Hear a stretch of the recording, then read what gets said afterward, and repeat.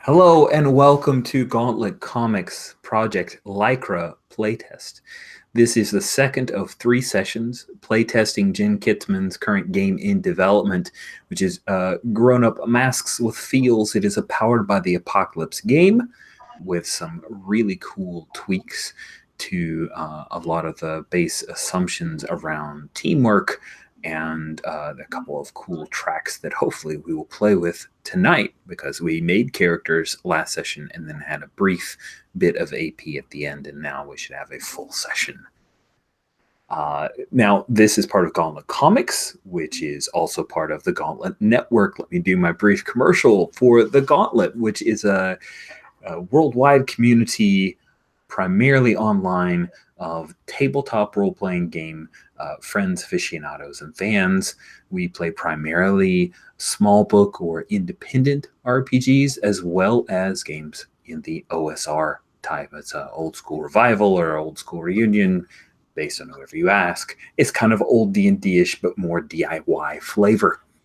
And Gauntlet Comics is a little chapter within that, where it is a shared universe between multiple GMs, set as if it were a comic, so like a Vertigo comic or Image Comics. It's a world focused around New Gauntlet City, our made-up Midwestern city.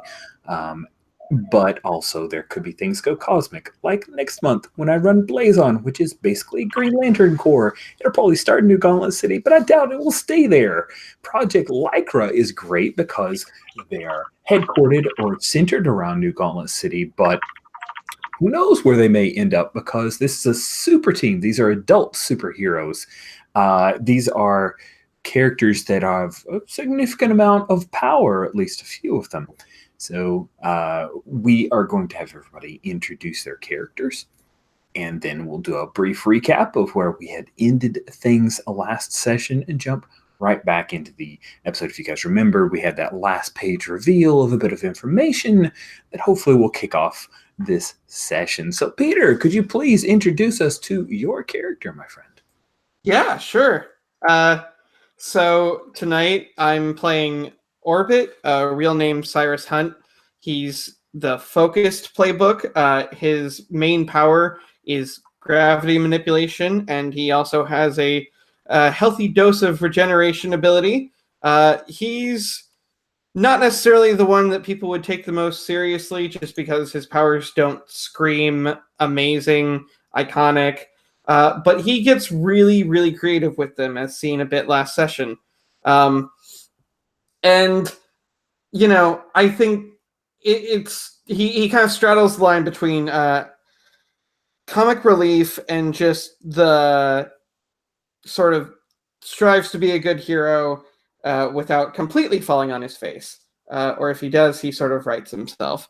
And his family's got a whole history in Gauntlet Comics, so that's sort of my drop in the pond that is Gauntlet Comics.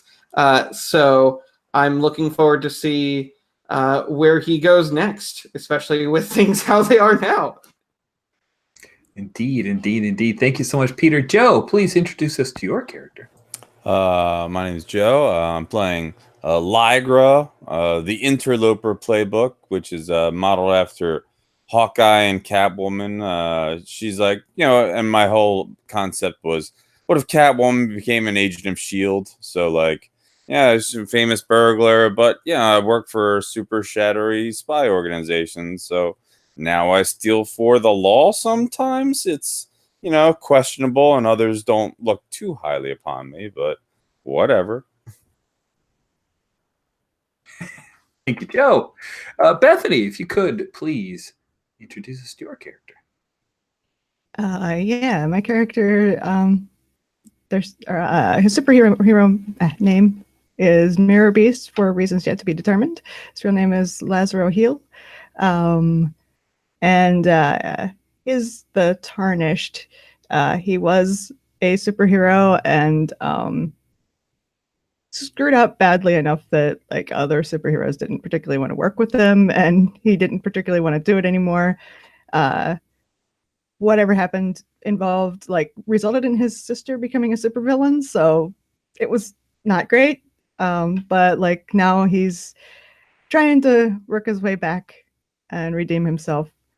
And he thinks this is the team to do it with. Lovely. There's some side chat here that perhaps Rebecca Chandler nicknamed him Mirror Beast. I think that's pretty great. I kind of dig that because, yeah, it's fun. And it's not the most complimentary name, so that would be fun. Thank you so much for that suggestion. Jen, creator of Project Lycra, also player in our wonderful game, please introduce us to your character. I am playing Ai Sato. She's an architect, so playbook pretty firmly based on Iron Man and Mr. Terrific.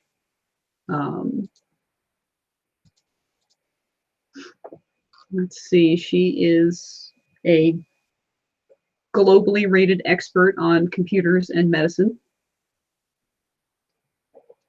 and has a dizzying array of gadgets, I'm sure, based around the mind and holograms.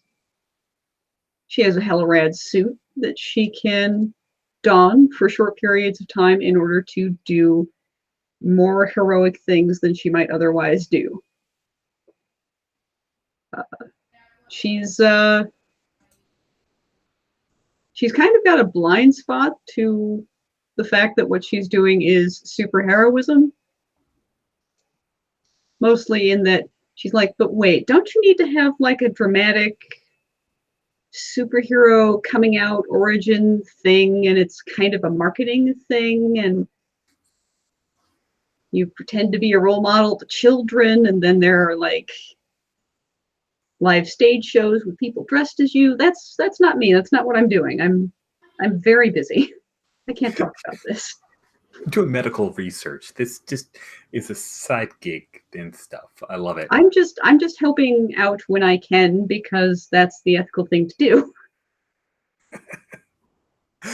Oh, that's good. That's good. That's fantastic. So in last session, our brief bit of actually getting to play the game, last session, you guys found out that there was a particular member of an alien species who was here, Skreeskrik, a Verpine ambassador for the Consortia, who had been kidnapped, and we're just using a kidnapped, although it's in no way human, kidnapped by the Future Legion, who were once heroes, but were exposed as not ever having really ever been heroes per se. And after one member of their team left in disgrace, tried to recover her image, the others went full bad guy and added a new team member, a young girl who calls herself Starlight.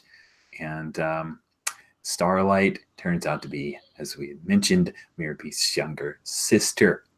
You guys found them actually through two different vector points, Ai's research, as well as Lycra's uncanny spy abilities, and converged upon them, coordinating in unexpected and surprising ways to disarm them, steal Skreeskrik away, and also start a nice big fight in the middle of an unfinished apartment. At the end of the session, where we had things was Ai, in her suit, had used a distraction set by Lycra to steal off Skreeskrik and leave a hologram of Skreeskrik still there, and had left the building to try and return the ambassador, while Orbit was busy tussling with Garrison, the 7-foot-tall behemoth of a man, and his compadre Copper Topper, the popped collar, mustachioed, bronze-skinned electricity thrower. Three of them were in a bit of a fight, while Mirror Beast and his sister, kid sister, Starlight, were talking and Starlight had revealed to Mirror Beast that there was a bomb implanted in Screese Creek, and that was where popped collar crime. Yes, that's the new hashtag. Thank you. I've fallen behind on watching the side chatter, but I couldn't miss that one. It's the best. So that is the last thing to have. That was our last page reveal. So as we begin our issue of our comic here, we see the look of Mirror Beast, who now has a cool pick. And Mirror Beast, shocked look as I'm thinking maybe over the comms, eyes reporting that you have the target kind of thing, maybe. Oh yeah, absolutely. Nice. I would keep people updated to, hey, I've got, because it's such a tactical, important object of note, as soon as I've got the target, it's perfectly okay for anyone to bail out of any fight that's going on there. Well, I mean, you're solving the problem. That's logical. Mm-hmm. Getting that person to safety. Right, of course. And them knowing, hey, maybe we can bail too. That's perfect. It's so logical. Good job, bye. Mirror Beast. So you now have 2 new pieces of information, and your sister is right by you, trying to pretend that she's like not helping you out. Yeah. So she may have to punch you in a little bit if someone sees her. You're aware of that risk. Yeah. So what do you do, Mirror Beast? Okay, wait. I told her I would make my team leave, I think. Yeah. And that's I right, think 'cause I'm you going to said, follow "Tell up me on what's that, up." actually, because I think this would be a good time to leave. Yeah. Since we're not actually going to do much good here, I don't think. But I'm not the technical expert, so yeah, I'm gonna. This is terrible timing. Like, should have. I know I've never asked to do a mission slower, but that 1 second would have. Yeah, the alien's gonna explode. That's what I gets back. The alien's going to The alien's explode. gonna explode. Screech Creek, being a Verpine with superior auditory canals, his insectoid eyes grow wide. I see. Well, don't worry. There's never actually a problem with having more time to disarm a bomb. And yeah, I'll navigate us towards the top of a building and calm Orbit specifically and be like, hey, I'm at the X building at the intersection of Y and Z, and I'll need you here presently. Yeah, okay. And Orbit's been, when we last left Orbit, he was literally running down the side of a building. That's right. And he just like, he just hears that and like without even missing a beat, like just automatically switches his momentum and like kind of like does this weird like dip thing where he just like starts walking back up and towards whatever building she mentioned, but like he's not walking on the building anymore. So what is he walking on? Who cares? He's just walking on sunshine?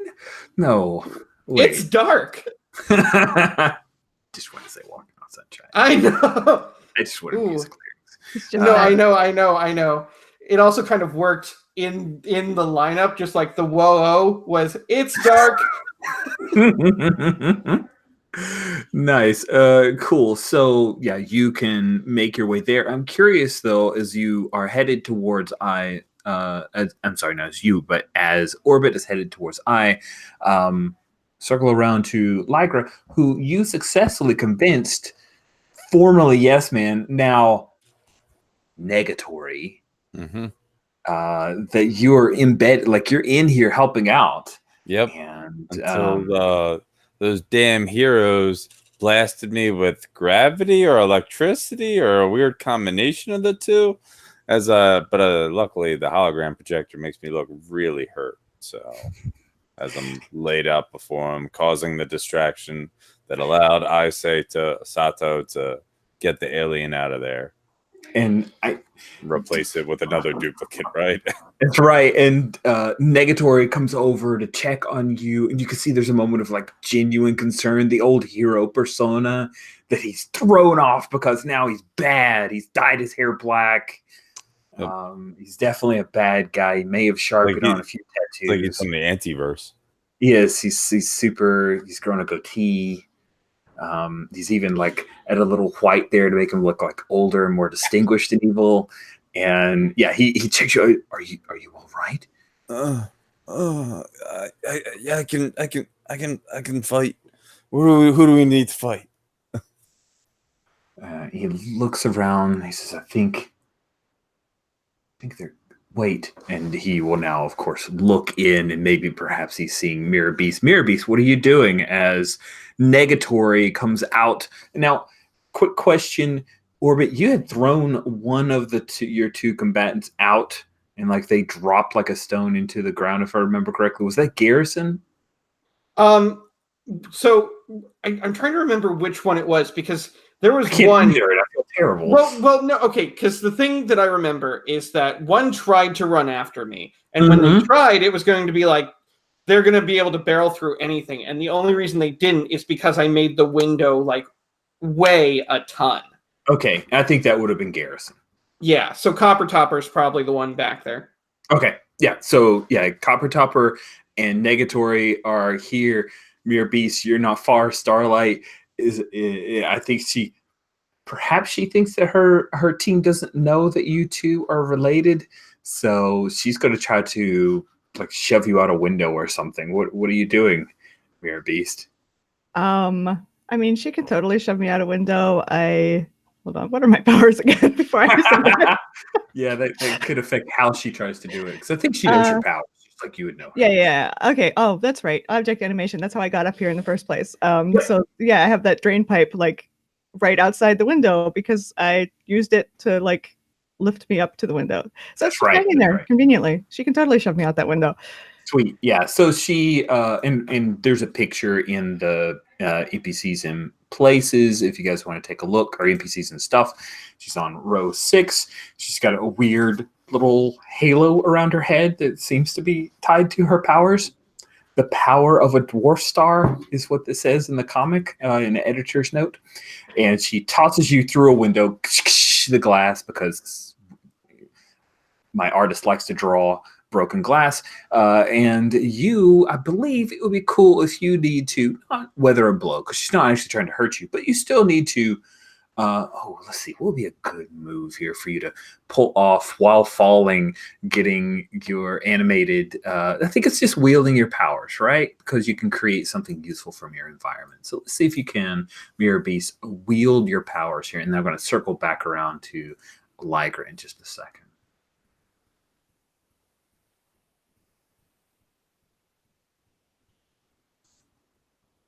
Oh, there's so many dice on here. Look at all these dice. 7 for me. 7 for you. Okay, on a 7, you get to choose one. You can take hold of something vulnerable, create something useful from your environment, neutralize an opponent threat, at least for now. Okay. Let's see. So which of those would you like to choose? Yeah, we're going up to the rooftop to like help defuse a bomb. I want to create something useful from my environment. I'm just, I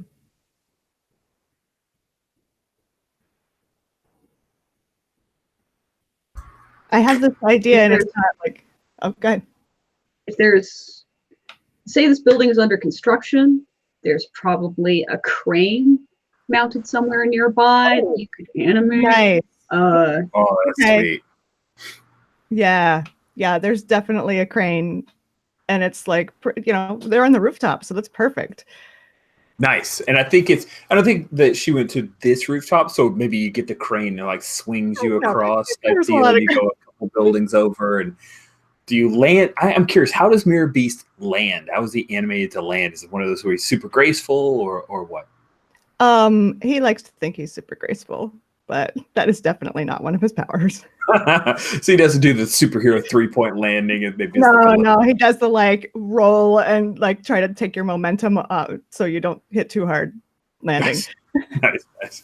I think you end up rolling up against one of those industrial HVAC units, the ones that have that Which weird. is what I was thinking about animating in the first place, and then I'm like, Crane's way better. Cool. So let's circle back to Lycra, and then we're going to bounce back to the rooftop where we will have the rest of the team. So it looks, you hear the crash, and Mirror Beast gets thrown out by Starlight. I assume Lycra, being part of a super spy, you're well aware that's brother and sister, and they seem to still have affection for each other, although there's still some kind of weird internecine rivalry there. But they seem to have pulled that ruse off, that they're not friends, and there are no heroes in here at the moment. What do you do? What's the plan, Negatory? We still have the yeah, but I mean, we were just attacked. This place, we're not secure here. He's bought into this. So there's a moment and he says, this has not at all gone according to plan. They were supposed to be more successful than this. We're trying to start an incident. See, he pulls out this like little remote control with a red button, right? He says, I have this bomb, and it's implanted inside the Verpine ambassador. I'm going to get one of these stupid hero teams to rescue them and then blow them to bits, which of course would cause an incident. It wouldn't be pinned on us. So you want me to lure one of them back here? Or perhaps find a more successful team. These were fools. I can't argue there. Just blasting in without any regard. It's like, and then not even successfully taking my prisoner. 4 wins. It's disappointing. It's hard to find good heroes these days, huh? Did the trickster hire you? No. I work with Garrison, and I hear things, and I heard that you had this job, and I was like, well. Negatory goes in and sticks his head out of the broken window and looks down at Garrison. And of course, there's the pavement and all kinds of cracks out into the street, and he's just laying there groaning. If you think you can bring them back, that's just... Well, if not them, I'm sure I can lure some other unsuspecting hero. Copper, go with Lycra here. We need to find someone. We need to pull this off fast. Yeah. Don't worry, Negatory. We'll make sure whatever, as like she says over the comms, whatever unsuspecting hero rescues the Verpine, you'll be able to blow them up in the hero's grasp. All right. So yeah, I'm gonna lead Copper on a wild goose chase. Sweet. That sounds wonderful. So Copper, with pop collar, green, the shorts, kind of, it's a unitard, really. I mean, that's basically what that is. As I'm looking at him, like, every day's thigh day, huh? Every day. I think Copper Topper has like this bad Boston accent, so I may have to do that in a little bit. But let's come back to the top of the roof where you have gently, your power suit, gently laid Verpine down. Screek is burbling in its weird language, but it shifts to a form of English. It is about me. That is what intelligence seems to indicate. I'm not aware of your particular physiology, but that would be very harmful for me. It would be very harmful for us too. And I deactivate my suit. Actually, it blinks upward into the air. Almost. Chemical exoskeleton, very intelligent. It does help me get quite a few things done, but it's not very useful in the case of a surgery, which I am qualified to perform.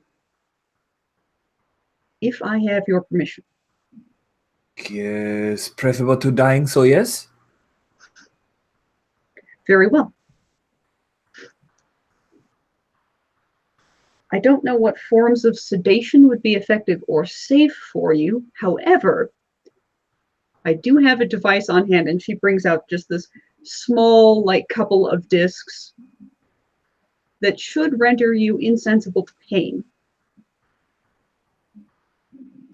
Willing to Your try it permission. versus otherwise? Of course.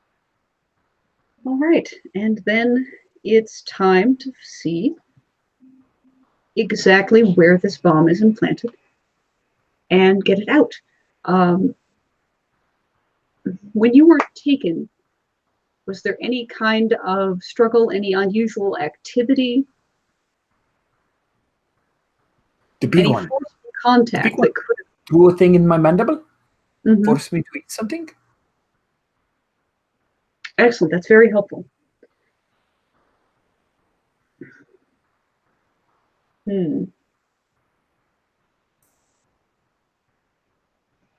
All right, I think an endoscopic extraction is what would be called for here. So minimal incision, maximal speed. Good. My exoskeleton is not metal, but it is very tough. So, are you going down my mouth? Mandible? Yes. And it opens its mandibles there, and I'm taking a look at the Verpine in its. Yeah, this is your first Xeno biological entity to operate on, or no? I have indeed never operated on an alien before. This is fascinating. However, for something as simple as what's effectively an esophageal intubation, I could be aiming higher, but must needs. I think you are hitting sufficiently advanced technology. I think that makes sense, as I has this well-worn, handsome leather book bag, and out of it she pulls a couple of differing tools, sort of a see-through screen scanning sort of device, and whatever different medical tools that she might need to get started on this impromptu surgery. So let's give that a roll. All right. So you're using genius to wield your powers here because of that sufficiently advanced technology. I just realized the word wield is misspelled. Oops. No, it is correctly spelled. I just, my brain always reads it wrong. All right. What did you roll? It's so challenging. All right. I got an 11. Got an 11. Okay. That is pretty fantastic. When you wield your powers, you on a 10, you get to choose 2. So what 2 options would you like to choose from that basic move? Scrolling up to wield. And I can drop that into chat, of course. So I think I'm going to take hold of something vulnerable to me, the bomb, and neutralize an opponent or threat, at least for now, the bomb. Those both make sense. So what we have is you find that there's an aspect of this bomb that if removed, it starts a quick down timer. So what do we see from you removing and then neutralizing this bomb? I get it removed. My scanner alerts me to the countdown trigger. And I think I hack it because it's probably a sophisticated digital bomb. Fun. So I'm you just hack like, it. oh, ooh, we can't have that happening.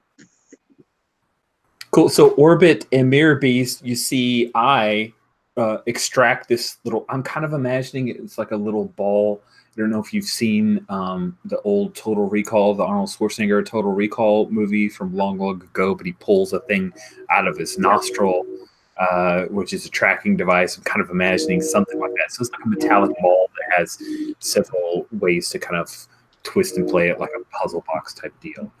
Silvery and, the size of baby orange. But still really kind of menacing. Yeah, still kind of like this, making noises, beeping, and maybe a countdown timer because comics. So what is going on with Mirror Beast in orbit as I casually goes through this multi-step operation? Yeah, I'm in my new friend the crane, and I like kind of call call I like, you got that, or do we need to find a way to dispose of it in a hurry?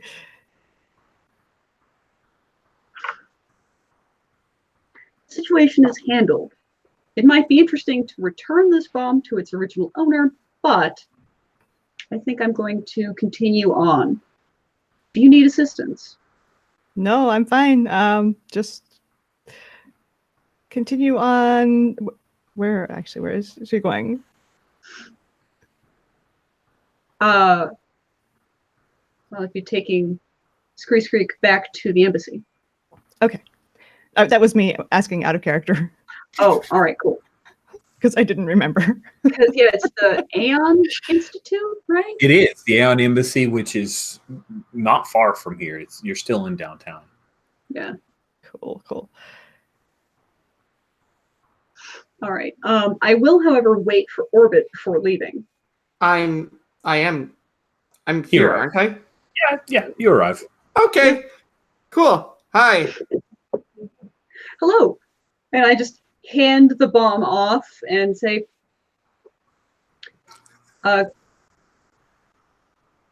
could you send that into low Earth orbit for me?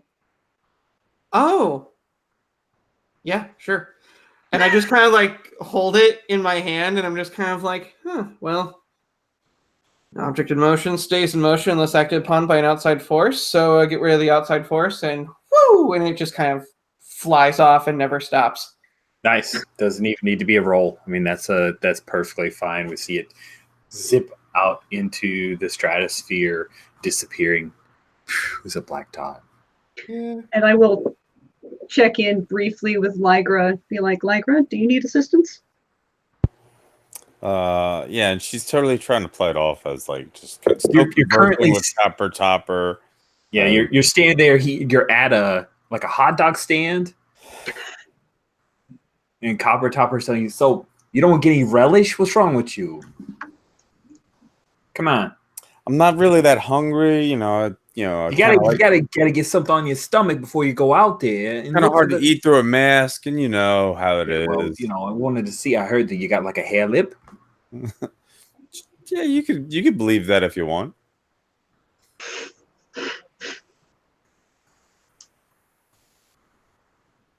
Oh, and what was it that I said? That was the conversation that's going on that Basic.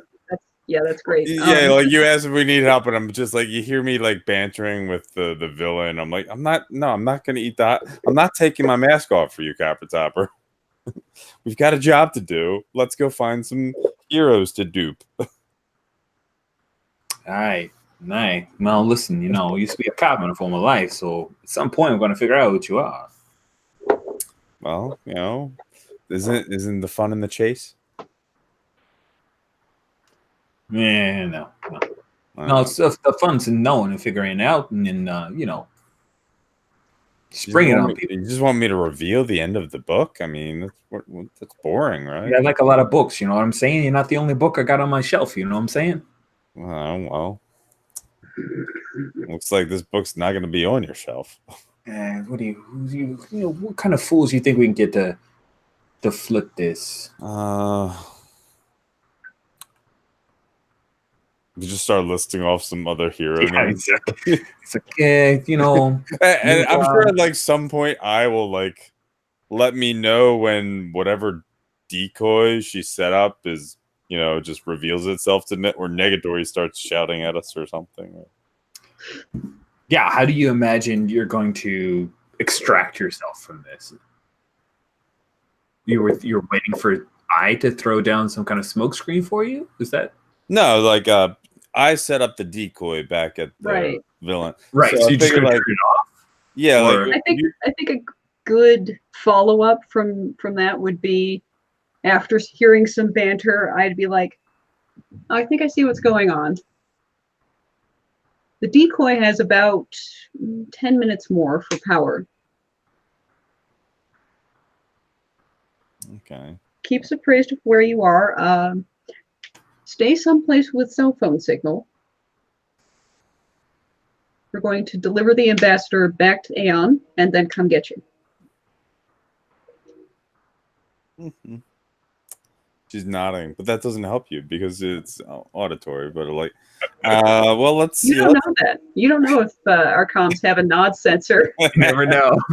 There's a telemetry sensor that I's built Yeah. in for nodding and subvocal. So, meanwhile, Copper Topper has gotten his hot dog, got an extra one for you, just in case, for later or whatever. And then he's gone over to his. He's got like a, a sedan that he's got, and he's. Come on, let's go drive around. What color is the sedan? This is so important. Oh, it's like a poop brown color. Ugh. Yeah, it's brown. It's not bronze. Perfect. That's just what I needed. So wait, your plan is to just drive around and hoping to find a hero?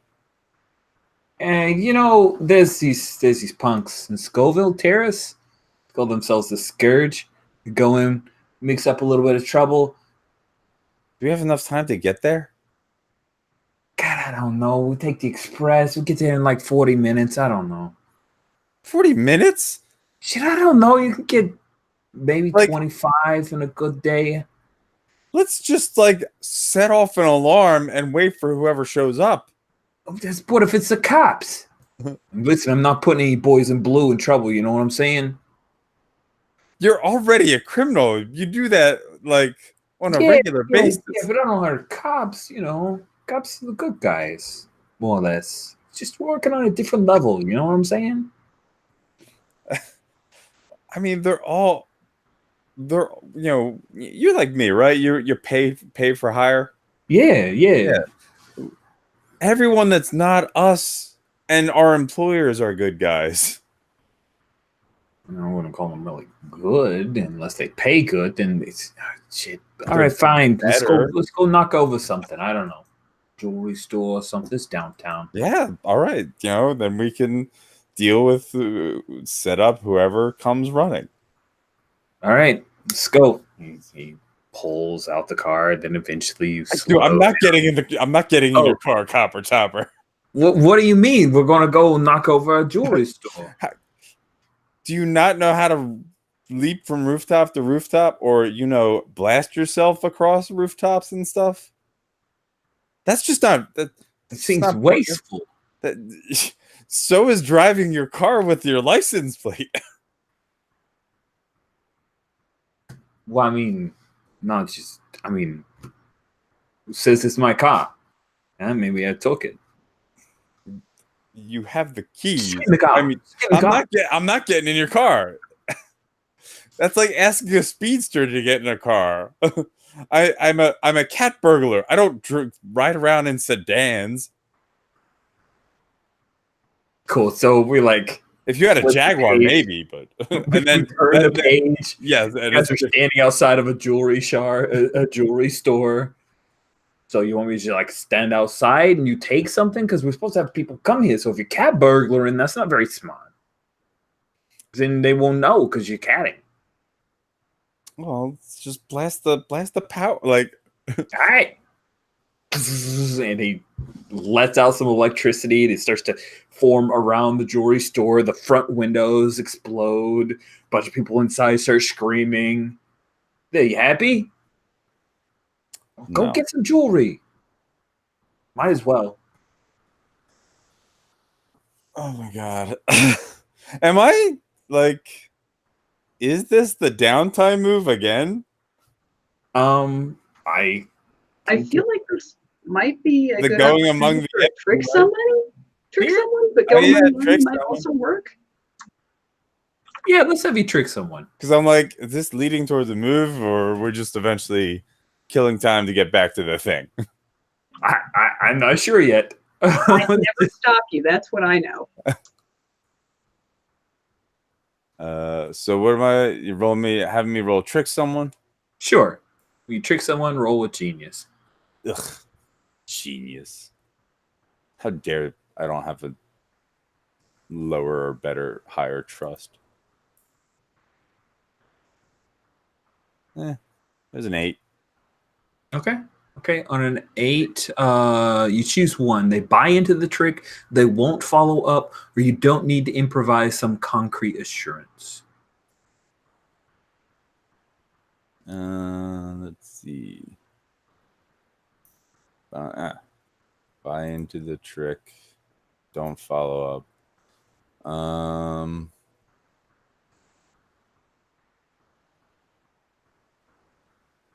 I got it. Well, he's buying into the trick, so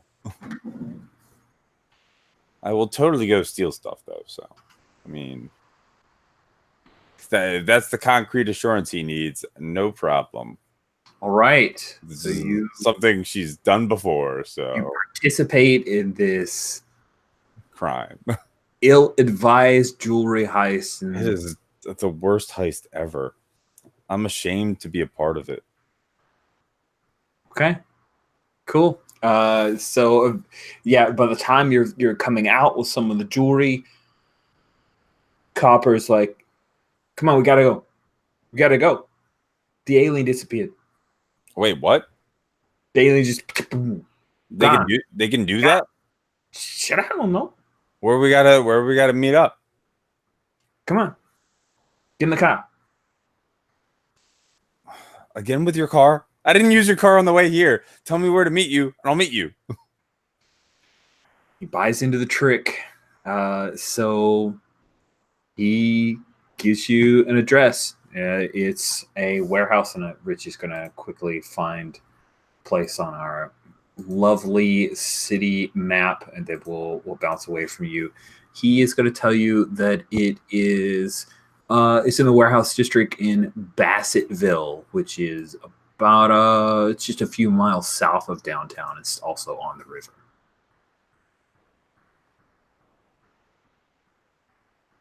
Cool. So we'll cut away from you. And we show the Aeon Embassy, and you guys are delivering Screek there.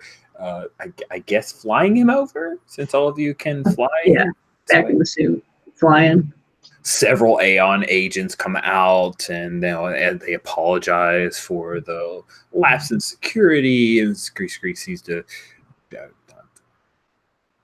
doesn't seem to take offense at that, and then I think Sergeant Townsend, who's a member of Aeon, if you look, she is a pretty muscular woman who probably has some modifications, maybe some alien technology she has access to, but she will say the 4 winds, right? The fourth wind is the not here, but you are the 4 winds, correct? Yep. Good work. We apologize for our charge being caught by was it that kidnapped them? They're called the Future Legion, I believe. The Future Legion. I believe on scene we spotted Garrison, Copper Topper, and Negatory, formerly the Yes Man. Those guys seem a little too bit to pull off something like this, but thank you. All right. Interesting. Well, we're quite happy to help. They seemed a little too bit to fight too. We got away pretty easily. I think if Lycra convinces people that she's a villainess, that maybe she isn't like publicly a member of the 4 Winds, but then maybe she is. Like I'm a little confused about her status on the team vis-a-vis Our hero. member is a mystery. Like there's a lot of speculation about who it is. It's really We're like, Just- oh, It's like in the Superior Foes of Spider-Man when the Sinister Six and there's only 5 of them. No. Okay. Sorry. Sorry. No, I think that. Oh God. So I'm gonna regret saying this, but I'll say it anyway. I think the comment about your fourth member isn't here. I'm just going to say our fourth member is in the wind. So I think I'm good. All right, that sold the name for me. That's all. It's good. It's good. Because Lygra's like, I'm not calling us that. Well, I think that Lycra should be Lycra when she's heroic, and then when she's villainous, she could just flip the name and be Argyle. Oh. Ugh. I've been sitting on that for far too long. It's bad. Okay, but can I make a recommendation that Mirror Beast is the one who suggested that? No, Rebecca, who gave me my name. Rebecca's good with clearly the source of bad names. I just thought it would have been funny given the mirror in the title and reading it backwards. But you're almost certainly right, and I'm just a pun guy. Yeah. Also, I just need to point of order, like, I isn't operating in the suit as herself. She Right. doesn't, like, share her name like that. So as far as anybody else knows, she's just some asshole in a suit. Okay, great. So I doesn't have a no cape name whatsoever, and I guess Sergeant Townsend just says Orbit. She'd probably just deal with Orbit then.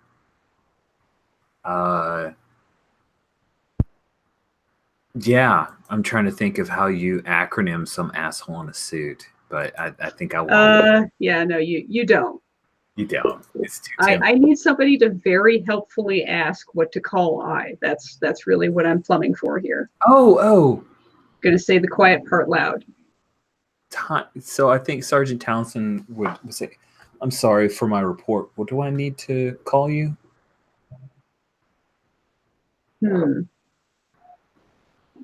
I suppose I call this suit Onmyoji, so... Is that difficult for Americans? You could also call me Sorcerer. Onmyoji's probably not entirely trademarked. I'm pretty sure I've known a few sorcerers in my day. That won't work. Very well.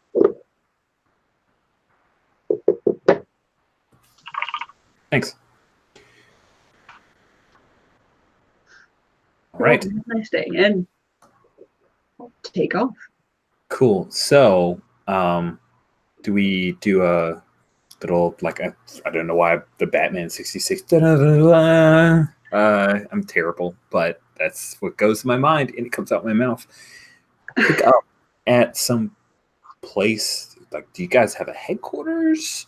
Are you at I's place? Is Mirror Beast have a where do we pick up with a team meeting back up again? I think that would be a cool next scene, unless someone else had an idea.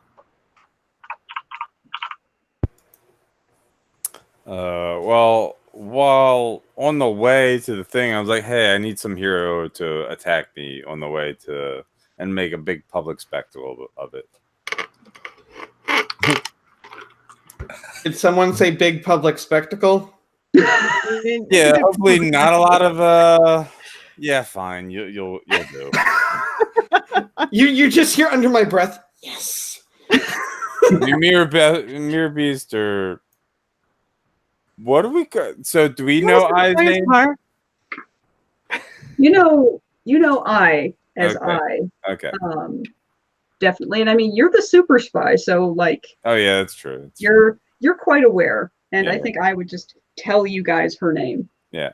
Or I might be better for like a showy press fight than Gravity Boy, but Did you just call me Gravity Boy? yeah. This is our relationship. Do you have any idea? I'm not even going to argue this. I will see you in 5. All right. Put out the calls to what's her face, Rebecca Chandler, Mm-hmm. just so I will have an excuse as to why I didn't make the meetup. Okay. Yeah, Rebecca Chandler takes the call. She says, It's a hot tip. and that's why you couldn't make it. I see. Okay. You had nothing to do with No, I don't robbing call a her jewelry directly. store. Nothing to do with that. No, no, I don't call her. I just send the hot tip because she's Oh, obsessed okay. with You don't Lycra, right? Okay. All right. Yeah. All right. She'll take the hot tip and head that way. She's Jameson, right? Like that's her. That's what you guys made her like, right? It's like, what? Spider-Man. Stupid Spider-Man. Gotta take him down. He's the worst. Cool. So you're going to be attacked by Orbit, and that's what you want Rebecca to witness? No, it's just so that's why when I don't show up to the place Copper Topper told me to show up, that be reported on that. It'll be reported on. I'm like, well, I'm not going to bring the heat down on them. He's never going to let you live down that you could have taken the car. Taking the car. Taking the car. Be here. Instead, you got your ass beat. How you like that now? The special magic powers. Didn't work. It's better than a picture of me in that car. It's a good car. It's got Sirius XM. Shut up. All right. So yeah, I think I don't know. Do we go to moves for faking a fight? I don't think we do, unless they're trying to convince them. I mean, you're tricksy. So I think you need to pull this off, right? This is some kind of scheme you're doing. Sure. Yeah. Let's see here. Do the results make sense for the move? Is the question. So yeah. So let's see. Are you trying to trick someone? Kind of.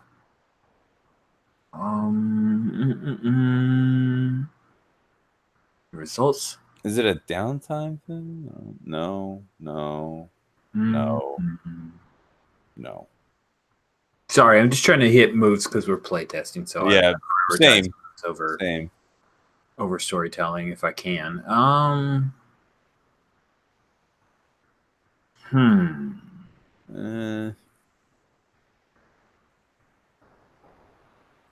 right. I don't see a move that directly applies. Jen, do you see anything that I'm missing? What they're trying to do is pull off a ruse, so it makes sense that Lycra isn't meeting up with the rest of your Legion.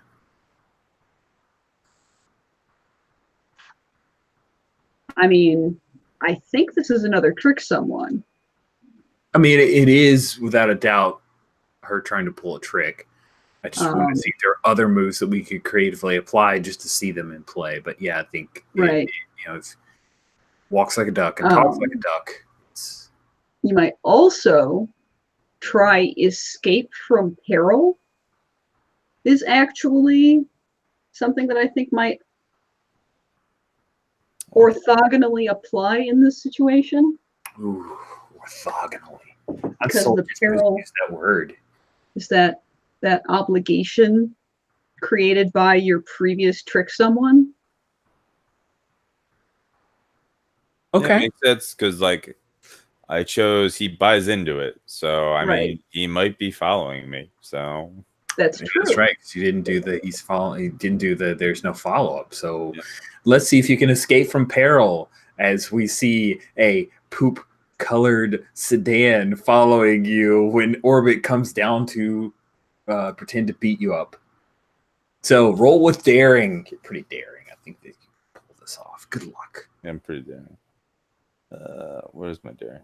2. Okay.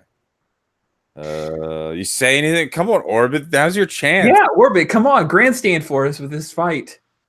As you're defeating Argyle, the evil Lycra. It's not a thing. It's Lycra. The Larcinius? Oh gosh. Yeah, I think it's going to be do you have any idea what you're doing? Because I don't think you understand the gravity of the situation. All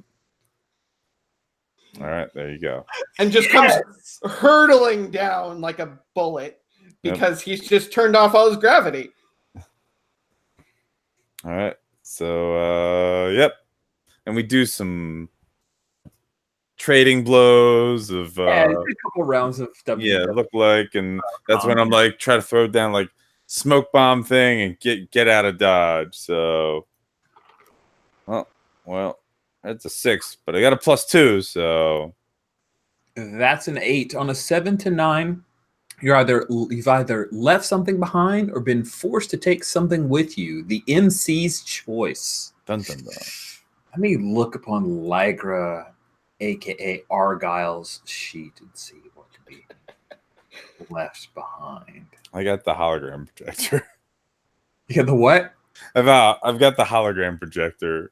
Oh yeah, there we go. You left behind the hologram projector, and so that's what it is. You guys get away. The smoke starts to clear. Copper Topper comes over. What is the hologram projector that was given over? What does it look like, Guy? Well, it's very compact, portable, of course, and it's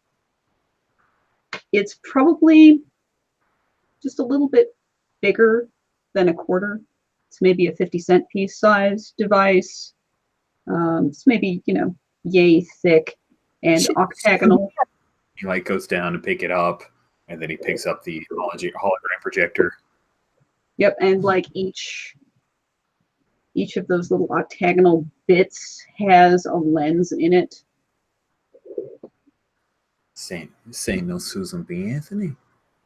I'm gonna take this to the trickster. And cool. So now you've made your getaway from Copper Topper. And I assume you head back somewhere now that Orbit has Sure. to escape. Do you guys have a headquarters? Do you have a hangout? Do you have a place that the team uses for meetings? I'm comfortable with the team using my place or some kind of property that I use as offices, but I'd be curious to see any side ideas that people have as sort of a more neutral ground meeting space. Yeah, could easily probably have some like dummy building owned by operated by Hush, or like safe houses and whatnot. Is there anything that that Mirror Beast might have from his old heroing days? Is where you guys hang out? Okay, this is kind of a ridiculous idea, but this seems like an appropriate place for a ridiculous idea. There's like a cave system underneath the city that my previous team used, and like I don't think anyone ever really found out about it. But it's empty and it has all kinds of cool, if very outdated, superhero gadgets in it. So like we have this cool underground lair, but it has 90s technology. Yep. No, we should totally use that. They're the catacombs.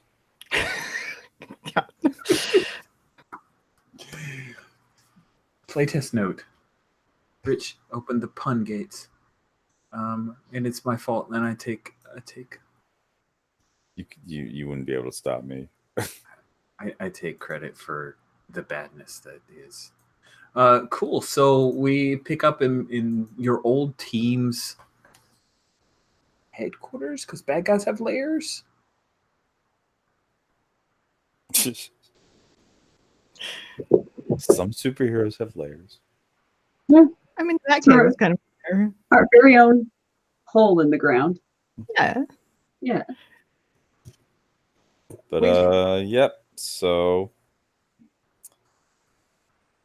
good job. Why did you burst in so quickly? What the hell? I had to make it look legitimate. No, not you. I'm talking to yelling at Mirror Beast. Oh, Right. You did fine for once. I burst in because some of us were already there. Yeah, I know. It was part of the plan. Come on, we do this all the time. Wait, you and Lycra were supposed supposed to be there. Wait. Actually, I'll say out of character, I don't remember the plan. Okay. In character, I really out don't of remember the character- plan. Yeah, out of character wise, last session, remember, like, I went into the villains thing. I'm like, hey, I'm working with you. That's right. Yes. And I said, because my move let me choose some extra choices, and I said, oh, someone thought you were gonna do something risky like this. Name them, and they can enter the scene at their choosing. And I named you, and you're like, yeah, I burst in immediately. And I'm like, what? I don't think that was that me. I don't remember that being me. I think it was okay. you. I will believe it. You were sleep deprived. I know it was. wasn't God, I don't remember. because I was scoping everything out, and I wouldn't have picked Orbit because it's more fun that Lycra and Orbit don't like. That's why the fight later was even better. So Okay. Yeah. Okay. Yes, I totally broke in. Yeah, I think I just misinterpreted something you said over the comm, and it sounded like you needed help. Sorry. Maybe you should be clearer next time. well, everything worked out fine. Yeah, it did. Y'all got And rid of the bomb. you got some. Is that a? That's a new necklace. What? Looks like you got a little, something out of it here. So I don't know why you're complaining. Oh right, this. Yeah, don't worry, I'll return that.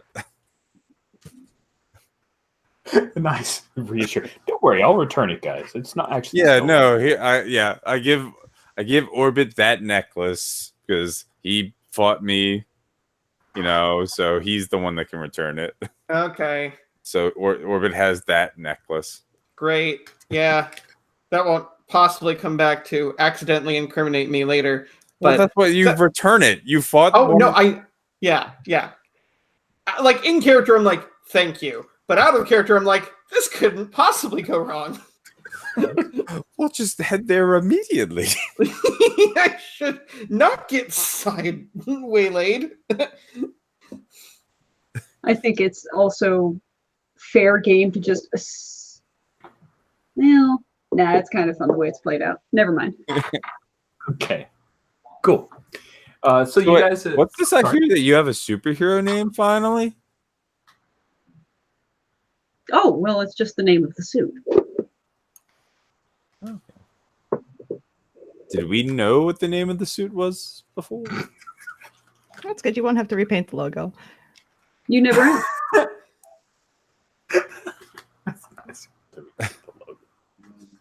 Gets very witty. This is very fun for me. Well, congratulations. Thank you. Yeah. I plan to use it as little as possible. Well, yeah, but so that just means we're going to use it as much as possible, especially like if we're in the field. Mm. Well, as a team, we're supposed to make up for one another's shortcomings. Thank you. Ooh. So on that lovely barbed note, anyone else kind of thinking what the sergeant was earlier, that the group we were dealing with seemed a bit small bit for what they were trying to pull off? The sophistication of that bomb did seem beyond them. I agree. Yeah, I mean, Copper Topper and Garrison, they're thugs for hire, and Negatory, I don't really know as much about him other than his former hero, and was do we know that Starlight was there? Oh yeah, no, I definitely, you said I did. I'm like, then there's then there's Starlight, and I don't really know, not as much about her and her level of criminal dealings. Not a mastermind. None of them were. So There's probably someone bigger at play. maybe there's a move for this. Mm. Put the pieces together. Ask a teammate one of these questions, then pick someone to ask the next question until each player has asked something. Yes. Yes, this is. I'm so excited to see this move in play. I'm glad we kind of stumbled into it. This is lovely. Good work. This is a playtest. We need to embrace the mechanics. Yes, no, it's great. I really want to see this move in play because in theory, it's super interesting to me. Okay, so I guess I'll start. I will ask. No.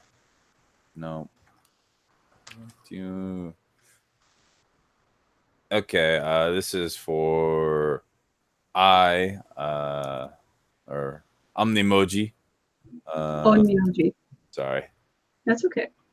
Said Emoji. That is what I want to say now. like the movies, right? I mean, some people definitely need to say it like that, and for I to just be like, is Sorcerer actually copyrighted? It's too generic. Everyone says Sorcerer Supreme or like the Red Sorcerer. Right. Let me look at these questions. That doesn't work.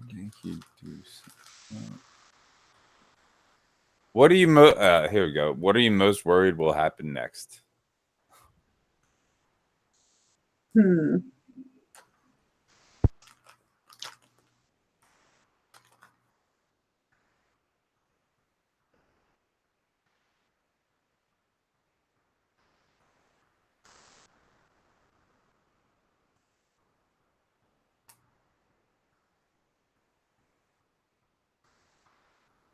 Well, I'm worried that another scheme like this would succeed and actually do a lot of damage. That bomb probably wasn't particularly powerful, but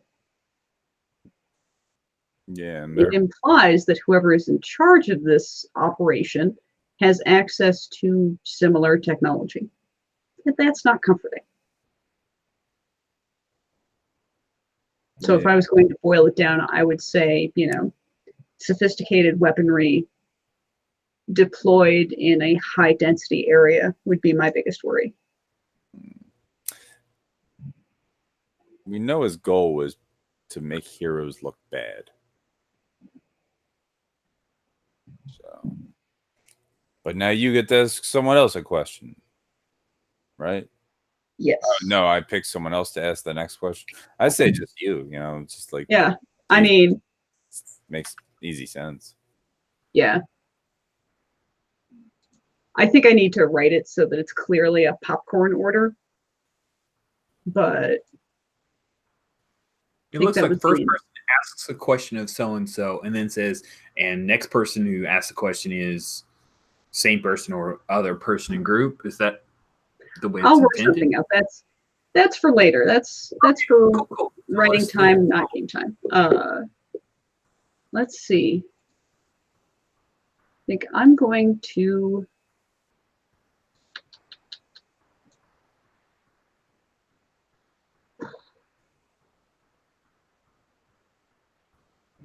ask Mirror Beast, what do you want to learn most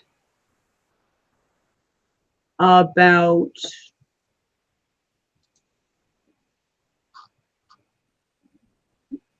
Starlight's involvement?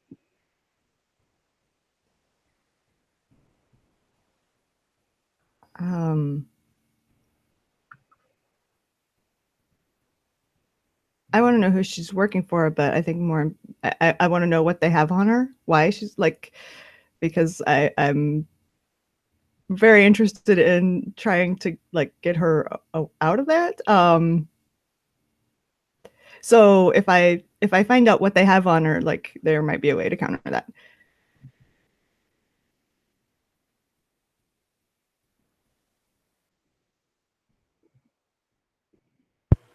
And then I think you should ask the next question, Mirror Beast.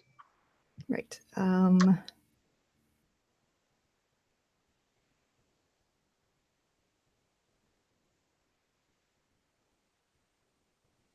Hmm.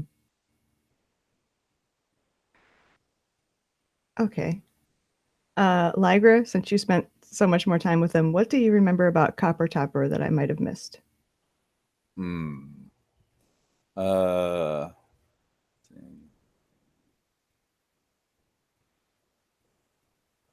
like he generally doesn't seem to want to hurt. He only cares about hurting capes and heroes, it feels like. So like he doesn't want to hurt cops. He doesn't seem civilians maybe, but he cares about cops because he was a cop before.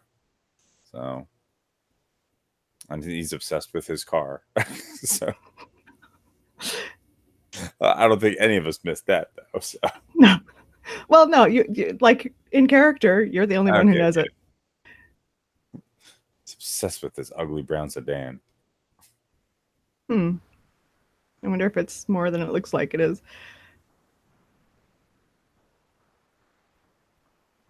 All right, then Orbit needs to ask a question. Oh yeah.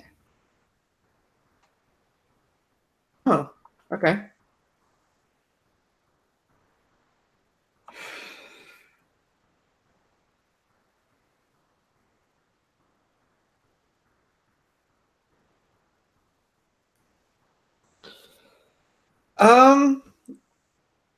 Yeah, let's just go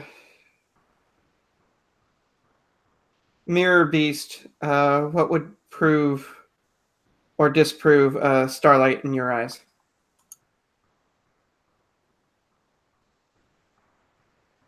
Prove or disprove? Good question.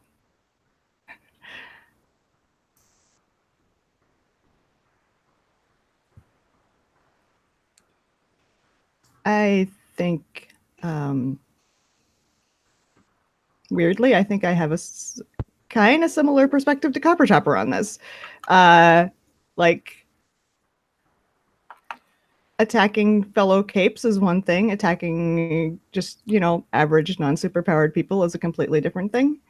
And I think if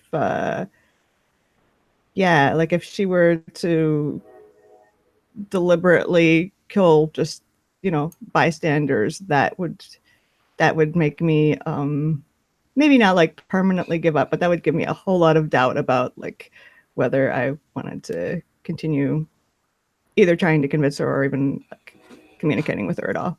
Yeah, sure. Cool. So I think all four of us have asked a question. Cool. So when the questions and answers are finished, until each player has asked something. When the questions and answers are finished, the GM will provide a new detail or lead. And I think what I'm going to do is remind, I think two different people heard, definitely Starlight said, Negatory asked Lygra if you were hired by Trickster. And also Starlight mentioned working for someone else. So that is the lead that I will throw your way. And Copper Topper also mentioned Trickster. Indeed. All right. And then at the end here, the person who called the meeting has an opportunity to spin the team to ask the GM a question directly. And I just realized I don't call the GM in this game, so that's good to know. All right, then. Yeah, wear my MC hat. Let me just. I'll spin that team because it's supposed to be MC. It's a legacy error. Oh, it's okay. No, I'm not upset. I was being funny. Sorry. Should be the CM, the crime master. Well, if it's evolving from Masks calls it a GM. So yeah. But I'll spend a team. What's the scuttlebutt on how one can get in touch with the Trickster? Ooh, how one can get in touch with the Trickster. First, I will show you a picture of the Trickster. It's not Mark Hamill, but it's not Mark Hamill. It's spelled with an X, so that's what makes it different. Hashtag copyright. So the trickster, the best way to get in contact with the trickster is to, and I just realized there is no, I don't think we have a super, yes, we do. The, oh, I'm going to mispronounce it. I can't, let me see if I put a phonetic. I didn't, damn it. All right, so the MA, I'll just, I'm going to put it in the, put it in the chat, and then I'm going to butcher saying it. The Manet Asylum for the Criminally Insane is where you can find the trickster, spelled with an X. Huh. Well. So, and that's basically the Arkham? Yeah, it's basically the Arkham. Or like the, you know, the super criminally insane go. Yep, as well as regulars. They're not so. Ugh, this place sucks. Right. So we could pay a visit there to see if the trickster's actually there. Or do some legwork to find out if she's escaped and hiding out somewhere. I think, at least in the beginning, both of those are the same thing. Mm-hmm. Maybe there's a way to get a more intimate spot in the asylum. What do you mean by that? Well, last anyone in the public saw either me or Lycra, I was trying to take her down. Seems hurtful. I would not be found criminally insane. I would go to real prison. Yeah, I know. I'm thinking outside the box here. This is not typical for me. In an out-of-game thing, it could also, I don't know if cloister yourself in research would also fit for this. That could be cool. If anyone here is likely to become criminally insane, it's probably me. Oh, don't sell yourself short.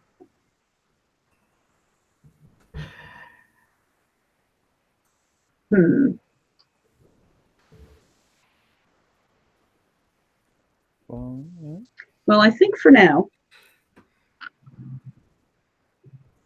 perhaps unfortunately, and perhaps not, oh, that could work. Lycra should probably lie low or utilize some kind of disguise if she's going to be operating with us directly. However, I know, Lycra, that you do some of your best work alone and tangentially.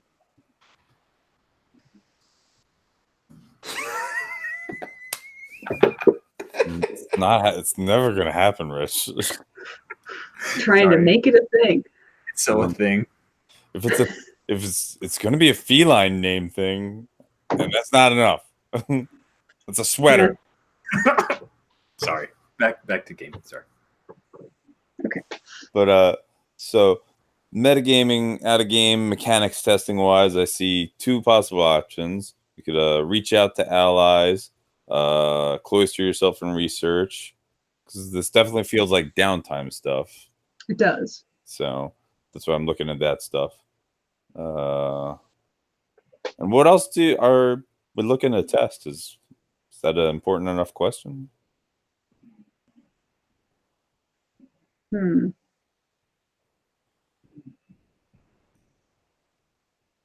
I'm pretty happy with actually giving some of the downtime moves some paces. So I feel like from a meta mechanical standpoint, one, I think we should split the party. And two, I think that at least one group should attempt to cloister and another group should attempt to reach out to allies. Because one, that kind of makes fictional sense. And two, we get to run through two more downtime moves. Delightful. I'm a fan of this. Here's what we're going to do. We are at the staples, in the middle of our comic, my friends. It is 35 after. Let's take a 7-minute break. So we'll meet back at 18 till or 42 after, however your brain works for that odd thing, and we'll see you in 7 minutes. Excellent. Talk to you soon.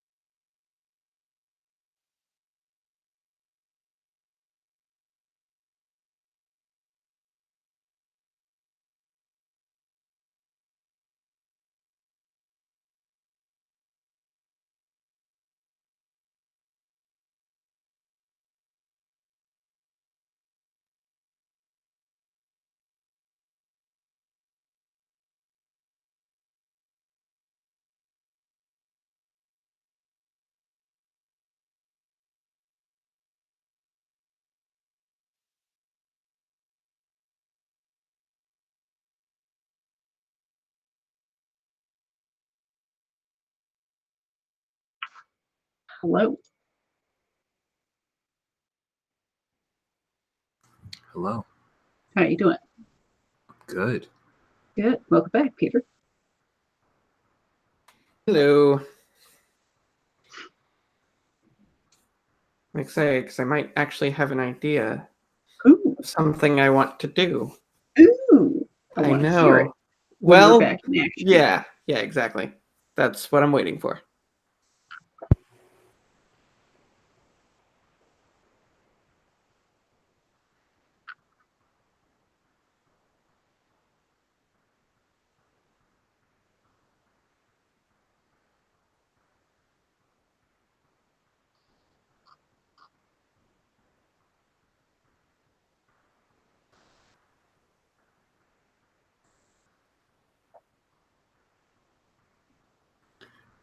So, oh, good. Everybody's back. I was going to ask Joe. Also, Have you finished Doom Patrol yet, Joe? I'm up to date. Cool. I just finished the first, the two, I guess, two-parter, Cult Patrol. I thought that was a fabulous episode. Is that the cult? It was the unwritten, the Cult of the the unwritten book. Yeah. It's great. Yeah. It's real good. That and Legends of Tomorrow, my favorite superhero shows. Doom A Patrol. plus on Legends of Tomorrow, and Doom Patrol. I'm actually waiting until the whole first season is out, and then I'm gonna binge watch it. Last thing, if you guys haven't watched, if you have DCU and you haven't watched Justice League versus the Fatal Five that just came out this week, you It's really actually should. good. I thought it was spectacular. Yeah. It's one of my favorite Compared to all the others, this one was fun. Yeah, it was not a trash direct to DVD. You know, it was great. And Kevin Conroy's Batman, and just so good. It gave me the old JLU feels. Oh yeah, it's very Much in that vein. So we are back. Sorry for that little DCU foray there, commercial, I guess you might call it. So we come back and I've given you guys your little bit of info. You decide to split up. Oh, did we come up with who split where? Like who is going to go among and who's going to cloister and all that? not as Well- of yet. But I think I want to hear Orbit's idea. Mhm. Okay, so this ties back into the whole family legacy thing. So I don't know how much Orbit has actually clued in anyone else on the team, because his family is actually one of the few things he actually keeps separate from everything. He tries to actually keep it separate, just to, protect those he cares about. But his daughter Juniper is a reporter who actually works for, and I think his wife and his daughter are the only two members of his family who actually know his dual identity, which is, yeah. I mean, it might even be like a double thing of one person goes to Rebecca Chandler, the other person goes to Juniper Hunt, and we kind of pool our resources together as much as possible. I'm not sure. I just think it would be a nice way to do it, and also a nice little comics nod. I like it too. Oh, I mean, I don't know if my daughter works for Rebecca. I think they might even be competing sources. I was like, they're competing. Was it newspapers or TV stations or whatever? Yeah, absolutely.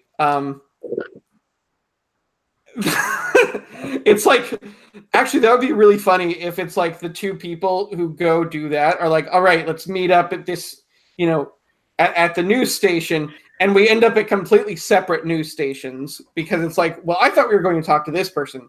I thought we were going to talk to this person. Just, I don't know. It's more comedic than it probably should be, but that's the core of it is, I think that they are separate entities that may be either working together or working against each other. Entirely up to how people feel about it. Well, Juniper works for QNGC, which is a media outlet with a podcast, website, and television show. And Rebecca works for a local new Gauntlet City TV station. So I think that the two of them are competing, and the QNGC is the one that's a little like more future oriented because it's got a podcast and all kinds of stuff going on. Yeah. Juniper's done a lot to kind of push that side of things. And Rebecca is more on the traditional TV station style there. So they are competing reporters, and when one scoops the other, there's anger.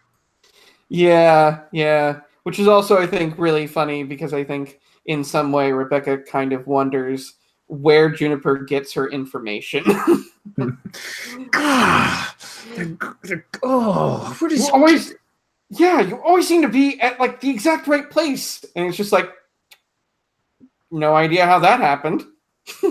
Must be sleeping with Lycra. Oh, don't. That's my daughter. I'm like, what? I don't know. I'm just playing a very protective father. That's how old is Orbit? That's a good question. Well, so when you said daughters, I thought, oh, they're teenagers. Then she's like, oh, she's a reporter. I'm like, that's not a teenager. No. But that's the thing is, I decided that because of Orbit's regeneration ability, to anyone just looking at his natural physique, he looks to be about early to mid 30s. Okay. But he's 45 or so. Okay. So he's been around the block. It's just he might have a longer block to go. All right. Yeah. I would. Was that a move that you were thinking in mind? Are you grounding yourself? Are you reaching out to allies? I think that's what I was doing, at least, because I think that, in a way, I think Orbit usually lets it be one direction of like, sure, I'll kind of field these to you as help, but I think, it's also with the understanding that it's like, sometimes I'm going to need your help. So, allies is what I'm kind of focused on. Okay.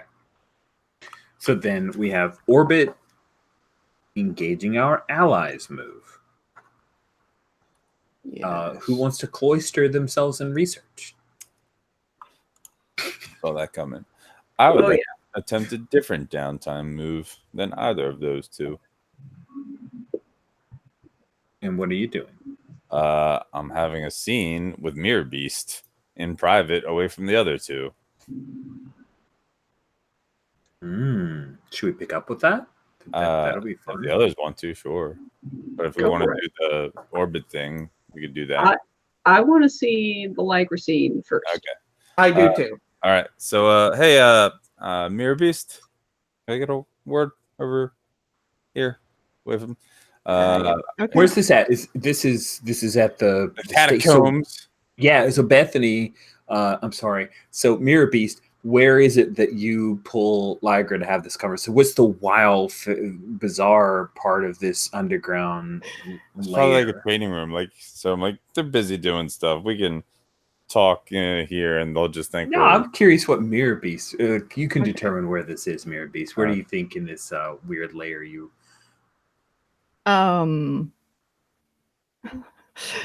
Okay, so I guess this is, or at least started out as a natural cave system. So I think like there's like a hole, and then there's like another cavern below it that's like half, not half full of water, as in the water is halfway up to the side, but like as in half of the floor is a pond, and who knows where this water goes, but like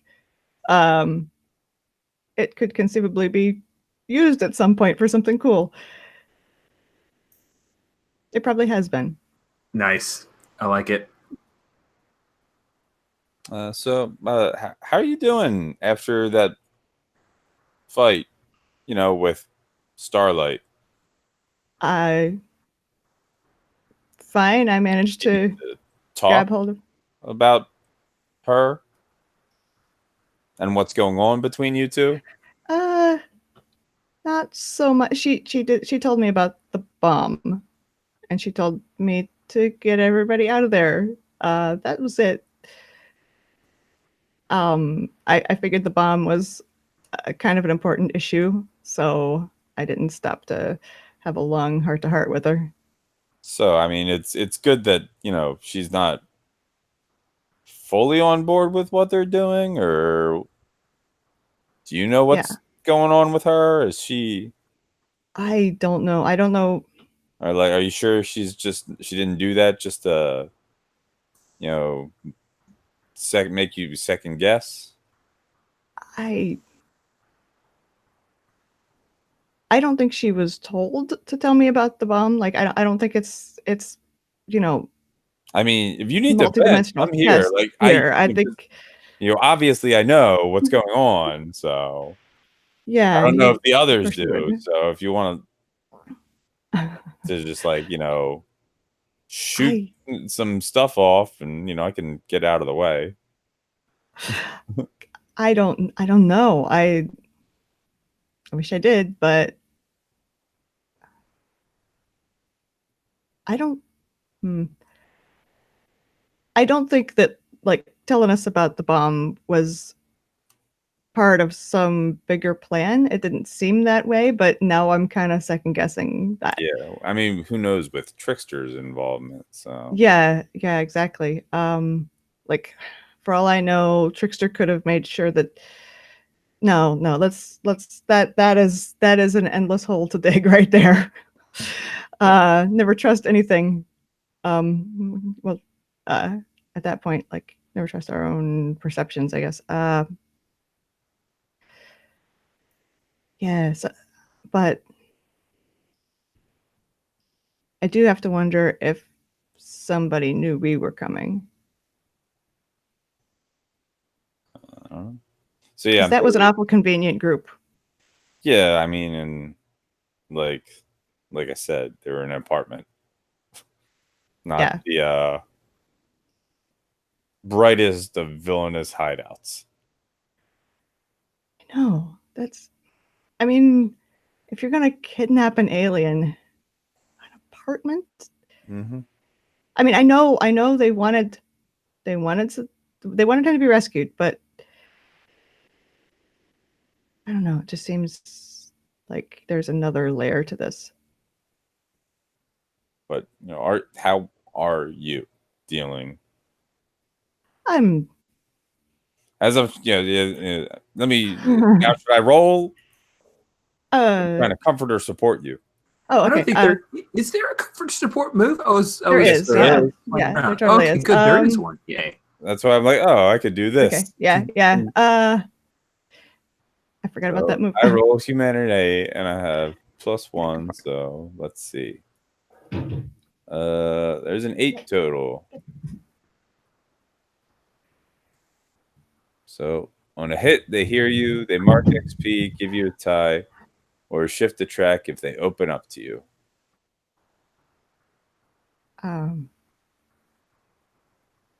Okay, yeah. I mean, I think I'm opening up, but the problem is that I don't have anything to reveal because I just really have no idea what's going on. Oh yeah, I'm going for how are you feeling? Right, yeah. No, I mean that's I'm frustrated because I don't know what's going on. That's how I'm feeling. Yeah, that's definitely opening up, in my opinion. So. Yeah, I don't know. I think I hope she's not getting in too far over her head, but she's been over her head for years. Do you want me to so keep an eye on, keep some tabs on her to make she doesn't go, too far down the villainy hole? Could you? Because I'm pretty good at that. Yeah. So yeah, I mean, if you want me to be her villainous mentor to guide her villainy to not so villainous. Yeah, that's that would be amazing, and she would listen to you a lot more than me. I mean, because you're just villainous enough for Yeah. All right, cool. So yeah, you get to make one of those choices. Let me look at those choices XP, again. give you a tie, shift a track. What is shifting a track exactly? We haven't done that. You get to move your confidence or trust up or down as you like. And so that's really good because that's one thing that I have not done a good job of pushing towards. If you take a look, Bethany, in the basic moves, you've got confidence aligned and trust aligned colored moves. Mhm. And so if you happen to have a +1 in your confidence track, you'll get a +1 on those moves on top of whatever stat you're rolling with. And it works the Cool. same way for the blue ones, which are trust aligned. So having just a +1 in that track is quite beneficial. Okay. What are the circumstances you'd want to lower it, Ben? Because if you go too high, then you can actually be into an area called overburdened. And Okay. Cool. that means that in certain roles, if you're overburdened at the time, there are other less enjoyable choices to your moves that happen. I see. Okay. I mean, I think it makes sense to add one to trust for this because that's, you know, we're agreeing to do this thing that the others don't know about, like that. Mm-hmm. Do that. That sounds great. Cool. So on row 18 is where the trust track is. You can just tweak it.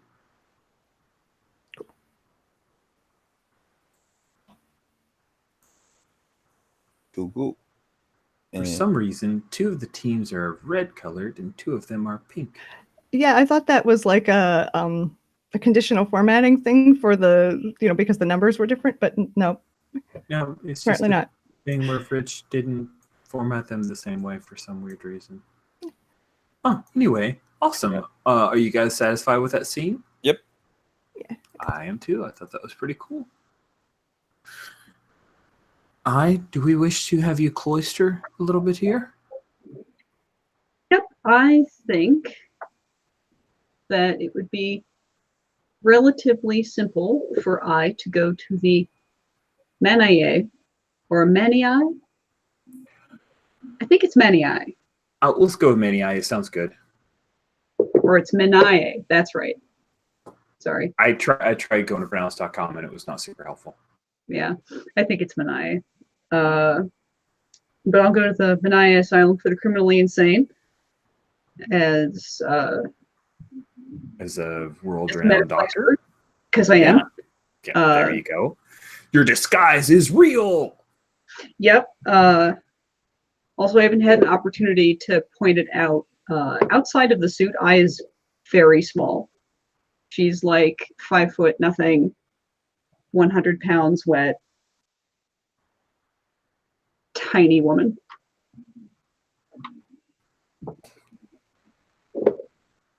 But nice. Yeah, she goes there to talk with some of the doctors there and see what she can learn from them. All right. Quick bit, the Manii Asylum for the Criminally Insane built in the 50s. Actually, I don't know. I dropped the wiki entry. I don't think I did. I'll link that to you guys. Built in the 50s, still in operation. Sits on 10 acres of private land and houses. Houses about 150 patients.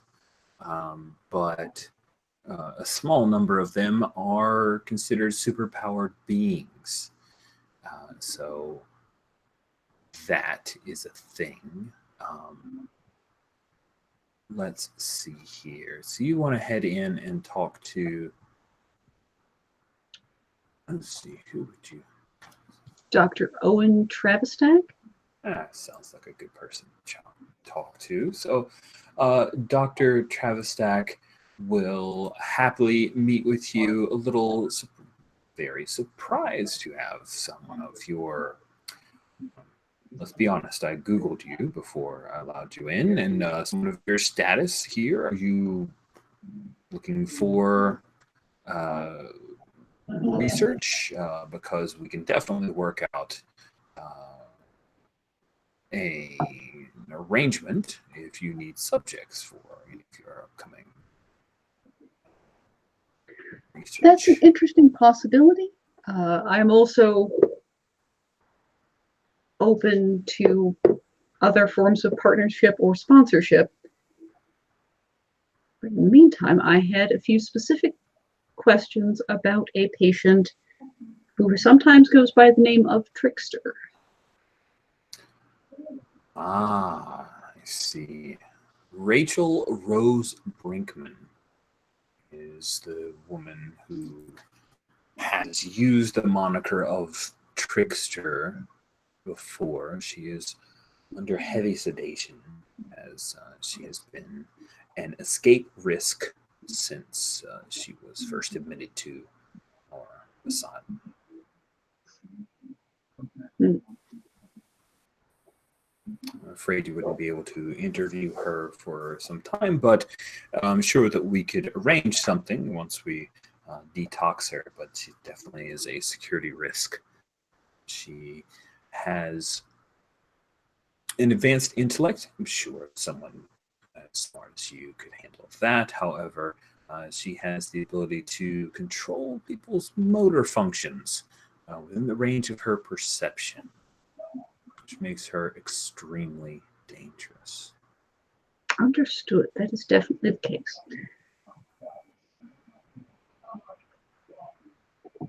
Is there anything I can do to help you? I'd be interested in a tour of the facilities while I mull over the question of an interview. Very well. And he will take you on a tour of a place that has not seen many updates since the 50s. There's quite a few pieces of broken tile. There's some lights that flicker in that kind of scary hospital at night kind of way. You hear the sounds of someone shouting in the distance. Waves it off as one of the, he lists the name of the particular patient and says that they suffer some certain delusions, and we often will just let them yell it out. It is disturbing at first, but while you learn to deal with it, that person calls themselves Tickles. You don't engage with the patient at all when they're engaged in one of these episodes. We've tried several different approaches. We're currently working through the phase of allowing them to express themselves fully until they tire, and then offering some counseling after the fact. I have extensive Expression notes. requires recognition, Doctor.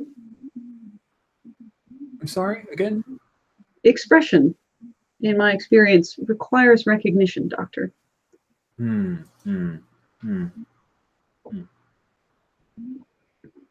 then he continues on down the hallway. And yeah, so he will give you a brief review. Seems that he has you speak with a couple of the more sociable members of the asylum, as well as some of the more respectable orderlies and a couple of the other therapists who are on staff. But you can tell that this is a very underfunded and mostly forgotten place where people are sent. I speak with people in a very strategic manner and ask them particularly calculated questions. Cool. And yeah, I think you should I'm engage walking through this place with the kind of self-control that only a young lady of her breeding can actually manage, because she hates this place. Yeah, but this is the place where this is the place where criminals claim that they are insane to prevent from being sent to maximum security prisons, and are sent here instead to never see the light of day again. yeah, So. and clearly not a good trade-off. No, it's not great. Not great at all. But if you want to go ahead and roll with Genius, we'll see what you're able to uncover. Oh, all right. Just a 7. Whew, scant. Okay, on a 7 to 9, you get to pick one. Not all of these will fit right away, but we'll find a way to make it work.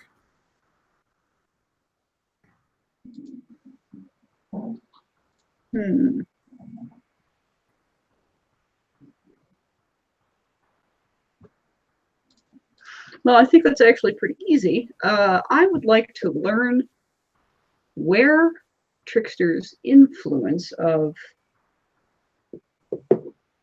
the recent crew we just fought came from.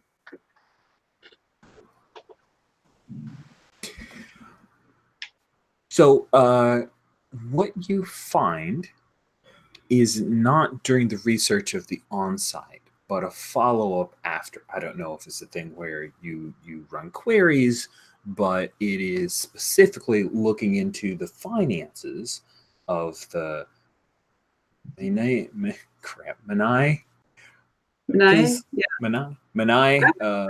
Asked I to bug their computer. So sounds good.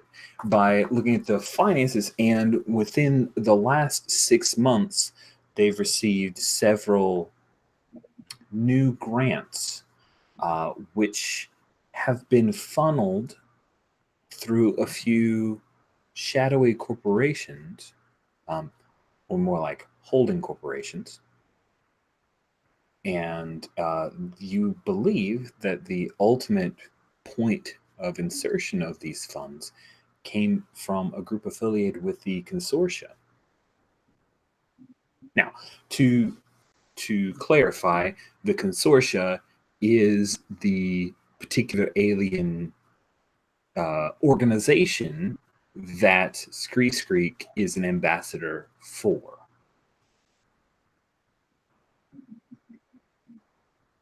Interesting. Well, I mean, it's a consortium of many alien species. They can't all want exactly the same things from their contact with Earth.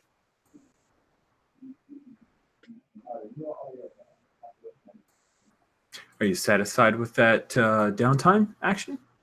Totally. And then last but not least, we get to see Orbit seeking out the help of an ally, reaching out to your allies. Cool. So where do you meet your daughter? So I think if I'm going alone, then I'm going civilian style. Can we meet at Be There, Dumb That? Yeah, absolutely. It's Be There, Dumb That is one of the new Gauntlet City franchises of coffee shops and dim sum restaurants. That's amazing, and that is absolutely where we meet. Yeah. Also, because it's not a good idea for me to actually just show up at the station. Yeah, I don't think that would work great. No. No, because that way, now that I'm in my civilian stuff, it's like, no, it's just a father-daughter outing. It's not weird. Cool. And let's see, there are locations in downtown, near North Riverfront, College Hill, and Zola Village. So where do you think you meet? College Hill. Sounds awesome. Yeah. So Being There, Dumb That, it's kind of history, is a lot of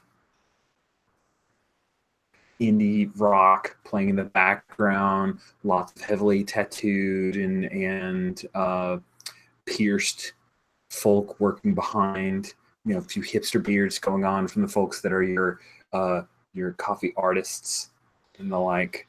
It's what I think where the indie rock music, there's actually the album is on display. Like they actually have they have a record player just playing newer music, but it's just that way. Can I add a small detail? Absolutely, please do. I gotta look up the name real quick, but I think specifically here, there's some kind of newer, like, it almost sounds like a DJ set because each song kind of goes from one into the next, seamlessly. Okay, nice. Yeah, So yeah. they have a record on display, but they're not actually playing the record. It's just on display. Yeah, That and tickles me.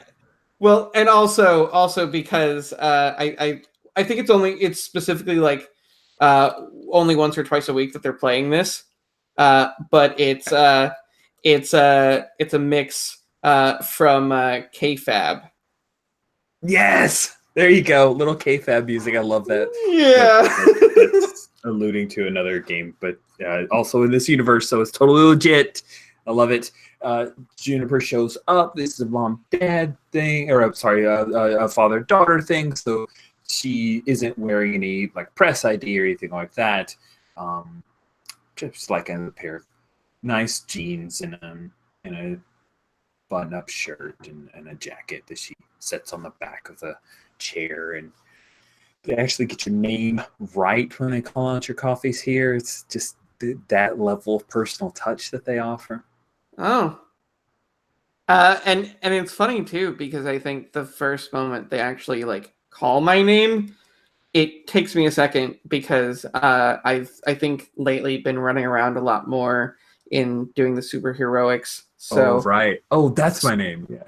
right, yeah. It's like right, that is what I've been called since birth, and not running around or flying around or doing whatever it is I do. So yeah, I'll grab that and sit down, and it's it's nice. It's kind of relaxing. And I think I'm kind of, just kind of sitting there, probably just smiling a bit and looking out the window and just kind of going, so what have you heard about Trickster? No, not much, Dad. Trickster's been off the grid for 4 or 5 years. Okay. Oh, that's... So I think there's...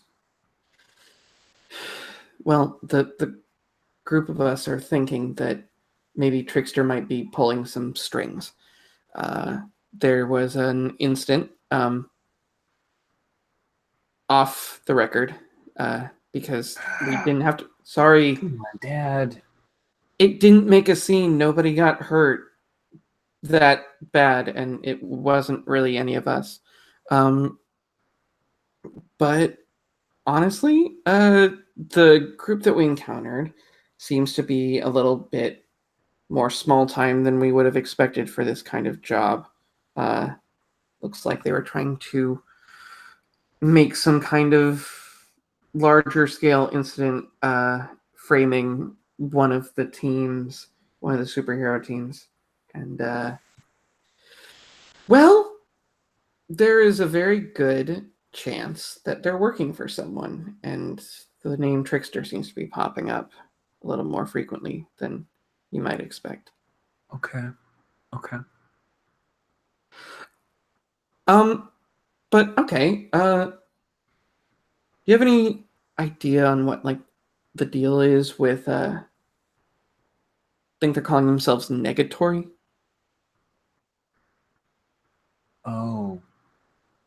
Yeah. Yes, ma'am. Yeah. So he was the leader of Future Legion back when Alistair's back them. They were heroes for hire, mostly a PR thing to make Alistair's look a little more appetizing to the citizens of New Gauntlet City. Turns out that a couple members of the team, Copper Topper and Garrison, were extorting some of the small business owners of Scoville Terrace. And when that was exposed on SIA.com, everything blew up. Alistair's disavowed any knowledge of them. Yes Man was in disgrace, and so he actually changed his name in an online video diatribe. I think it was like 8.5 minutes long. Oh God. His partner, who maybe they were dating, we're not sure, Coldheart, she left the team, but the other two didn't. They weren't really well known. So, Has anyone heard anything from Coldheart? last I had heard from Coldheart, she was involved in. Do you remember that night, the crazy night of the DJ music? I'm not sure if you remember that, Dad, but like it was that night when a DJ who was no one has really heard of, she started playing. Everyone went literally crazy for like an hour. She was involved in that somehow. Never got many good details on that. Everybody had different stories. Have you asked Murph about it? Yeah. I try not to bother Murph with those things. That's fair. I mean, not sure how much he'd like to know about what I get up to either. So, fair's fair. Does ask about you. What do you say? Tell him you're doing great. Hmm. What do you want me to tell him, Dad? No. I guess I'm just.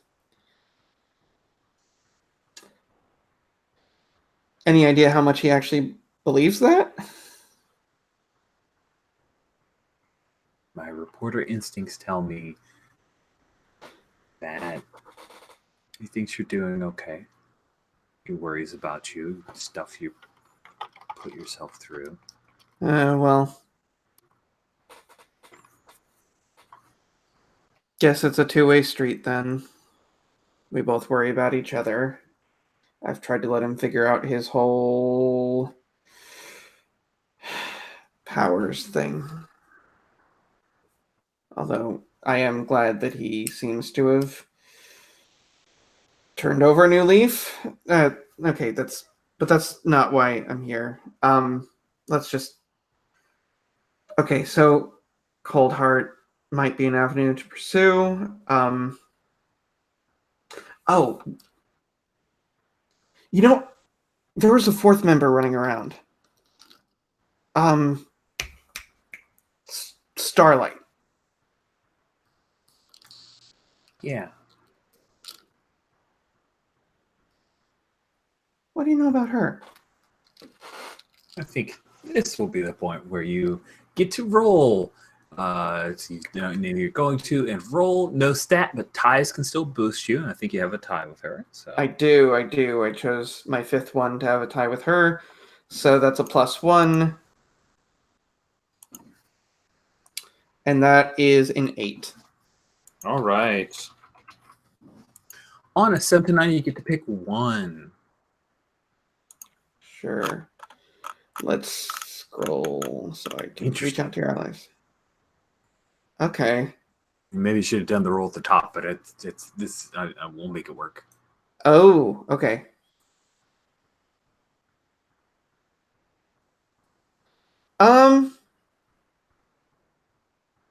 Now, on any result, you can choose an additional second option, but you have to choose one of those 3 costs as well. Okay. Well, let's go with someone volunteers crucial information. I guess the other thing I'm wondering about is, do I need to choose right at the top right now to have an additional option, or could I wait to see how this plays I out? can definitely wait to see how this plays out. I Sure. think that's fair. I always hate to, because sometimes it can feel like I got you. I got all I wanted from the first one. I've been there. So, yeah, let's definitely have that. So, the option is someone volunteers crucial information. The last question you asked was about Starlight. So, she says, yeah, so Starlight, that girl has been seen in and around the Aeon Embassy quite a bit. I've heard rumors that her powers are causing her a good deal of pain, and she's been trying to seek some, I don't know, space people, alien technology to help her deal with it. And of course, the Aeon Embassy would be the best place for that. Not sure how successful it's been. And of course, there's the whole running around Future Legion, which I wouldn't recommend to anyone. Okay.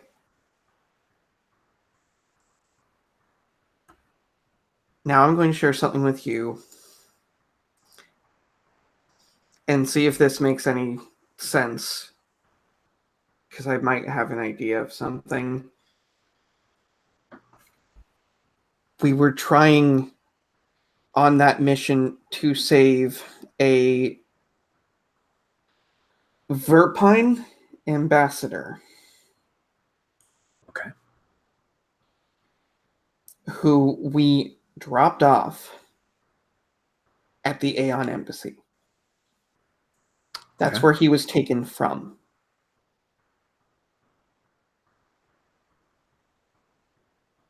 Interesting.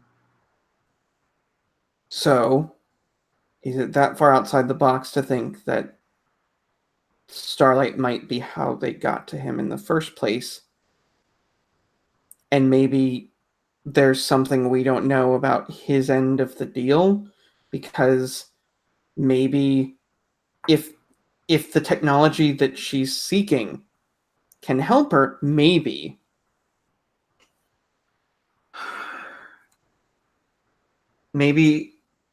they were put in touch with each other. The idea of Future Legion actually kidnapping someone by circumventing Aeon Embassy security seems unlikely. So Starlight's previous experience with Aeon Embassy makes kind of sense. Yeah. Still, though, she's not like a thief. She mostly has just raw power. Yeah. So But it feels like there's something else, but I could see the connection, if that makes sense, Dad. Yeah, it does. I guess. No, this might be something to just meet back up with the rest of the team. Okay. No, I guess my thought is, if she can just walk in and out of there because she needs the help, that's sort of her way in. That's true.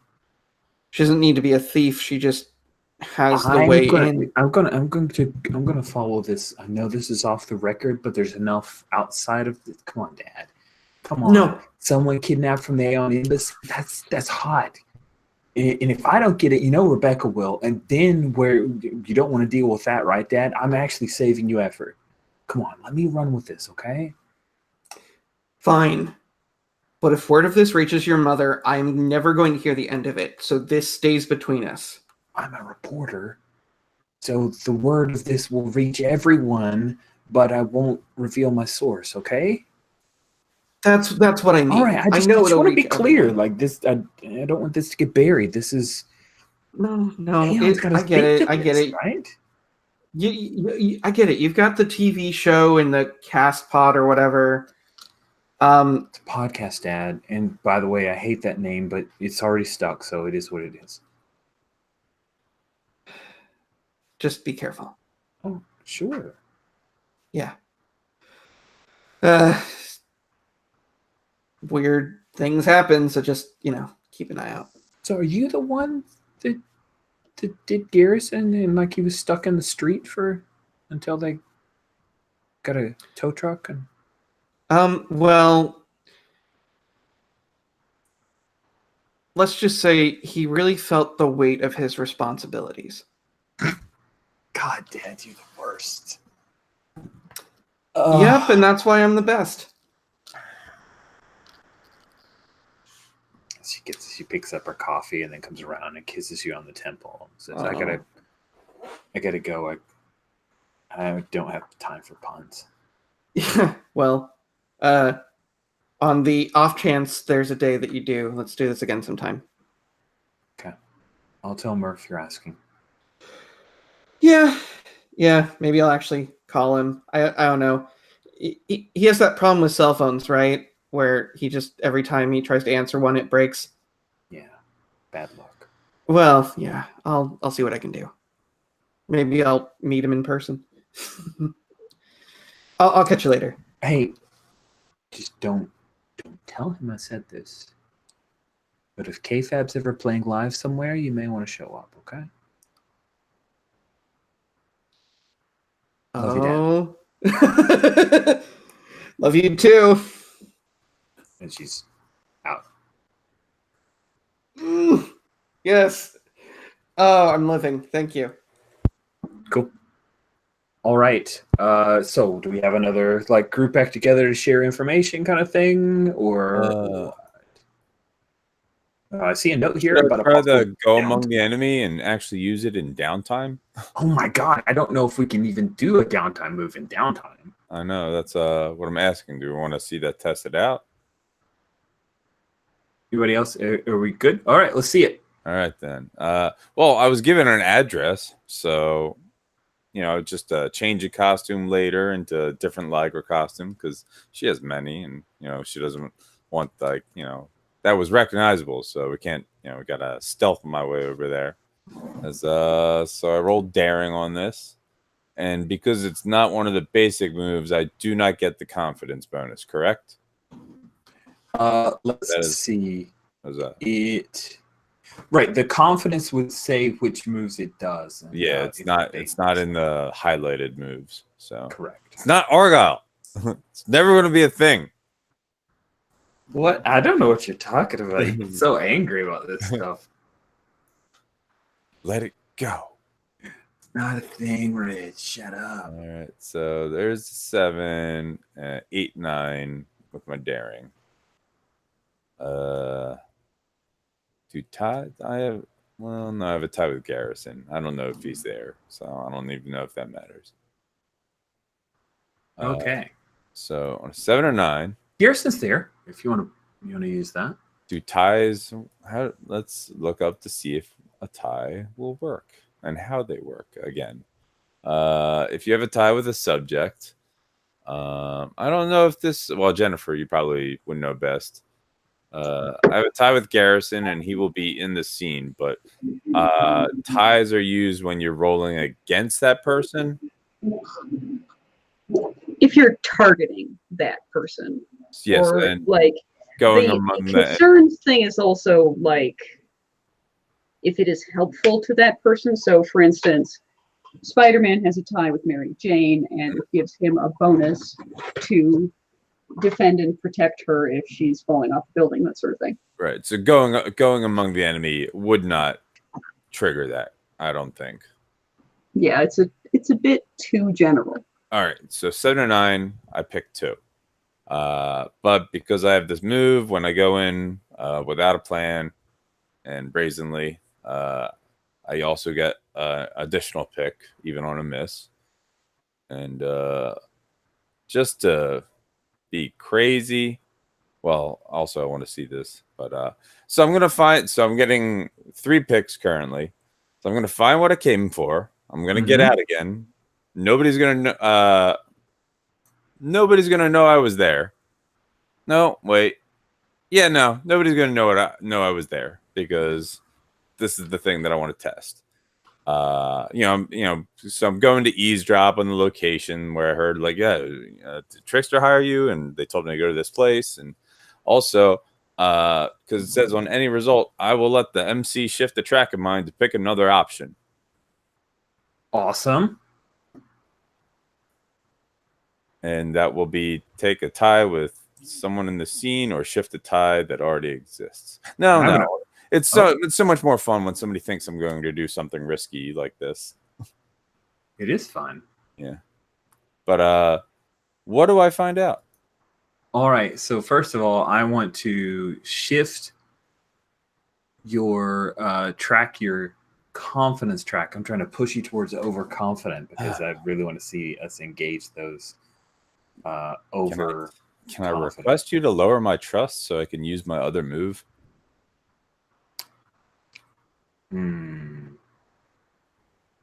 I see.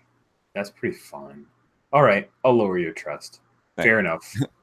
Only because like we only have one more session, and we no, let's do it. In fact, we may actually play with everybody's tracks for the beginning of next session, just so we see that stuff in play. There may not be fiction behind it, but I trust all you guys to help us kind of work it in so that we can see those things in play. Cool. Good. All right. So you go among the enemy, and you are trying to find out something crucial, information. Cool. So, yeah. Let me make sure I'm fulfilling this. And the options that you took two. You took. I got 3 options. All right. Well, technically, I took 4 options, but took all the options. Yeah. Finding out what I came for. I will get out again. Nobody will know that I was there. And then from my list, one of my teammates knew I was going to do something like this. I get the name who, and then they can show up whenever. Okay. So with just Sato. Maybe. So the fiction follows the choices. Are you saying that you go to the warehouse, kind of scope it out secretly, and then they don't know that you were there eavesdropping? Oh yeah. Correct. Okay. Cool. Just making sure, because I didn't want to start narrating and you say, wait, that's not that's not what I imagined. So good. We're on the same page. So you head in, and it's a warehouse, and Bassettville is not far from Eye of the Dog Tavern, which is the most famous little pub in Bassettville. And actually, if you don't mind, I want to retcon. I will, because it says I'm going in brazenly. I don't think that I can pick. Nobody knows I was there. Fair. So it'll be getting that option will not get picked. So like I'm going in there and mingling with the people. Okay. So you find what you came for, and you get out again. I will eventually get out. Yes. And so we're clear. You specifically want information on Trickster? Is that what you're primarily after? Yeah, because like that's what Negatory mentioned to me, Copper Topper mentioned to me, and they said, "All right, meet us here." And I'm just late, so sounds good. Cool. So you show up, and Negatory is already on a call on speakerphone. I think Copper Topper is huddled over the phone as well. And Garrison's the first person you see. He's leaning against a wall. He's going to leave a dent in the wall and smoking a teeny tiny cigarette. Normal size cigarette, teeny tiny for him. I'll kill you. That's his whole answer. He's still got pieces of concrete stuck to his back because nobody helped him clean up. That's so nobody rude. helped him clean up. Totally do that. It's the worst team. The worst team. And I think Starlight's probably listening in pretty closely to the call. And you listen to them. They're not talking to Trickster. They are speaking to a person that's not, English is not their first language.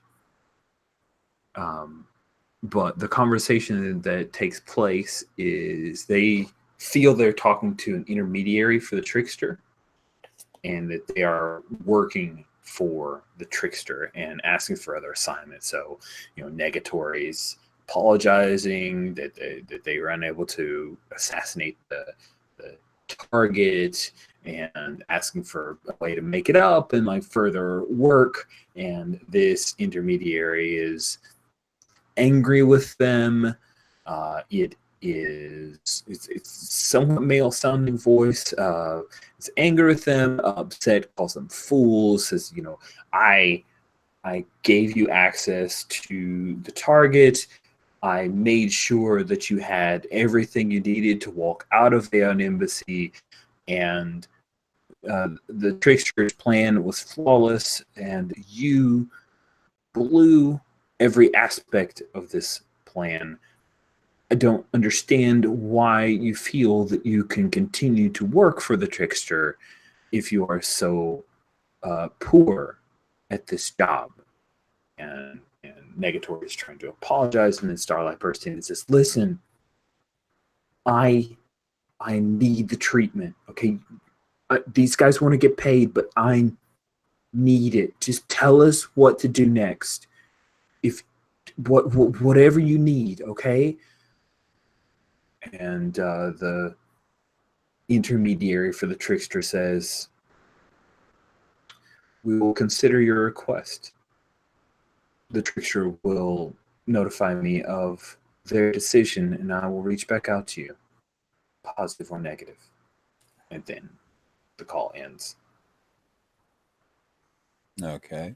As one of my 4 options, I'm going to take a tie with Starlight because I talked about that with Mirror Beast earlier. So, Nice. you know, like I like getting a moment to like, hey, you all right? What do you need? And how can I help you get it? She doesn't seem comfortable talking about it on Negatory or Copper Topper, but she'll Yeah, like, you know, if you walk want with you to another part of the warehouse. Maybe it's say it's like a cannery, right? And there's and so mechanical question, because I'm at 6 ties, does that mean I need to remove a tie? Do you move on to no, so that you have 6 yeses, and then you could flip this one to no and flip the other one to yes later? Jen, is that a way to go with this? I mean, right now there's no specific ruling for it. I know that we discussed switching one tie off and giving the new tie to the new person, or having the tie for one scene. It kind of sounds like you want something a little more permanent. Yeah. So I would say switch one of your ties to no and create a new tie that is yes, that's on for Starlight. Is it Starlight with a Y? Yeah. Uh-huh. Nice. And you don't have the bonus with Garrison anymore because you don't have a tie with him and he doesn't have a tie with you. Okay.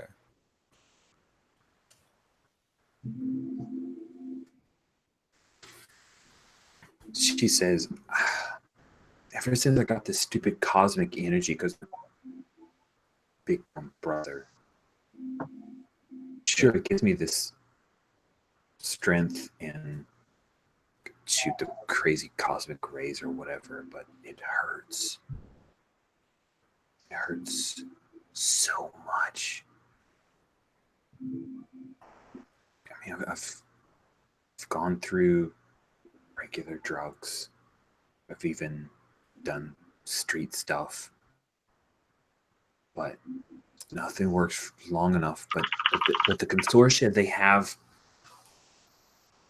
this like treatment, and it doesn't mask the pain. It actually helps me to deal with it. It doesn't last very long, and I'm almost out and terrified of just falling back into the hole. Well, if you need help getting something, I'll totally work with you and help you get it. Yeah, I could teach you a lot and how to get in and out of places, and with your abilities, it'd probably be even like, you know, an advantage for you.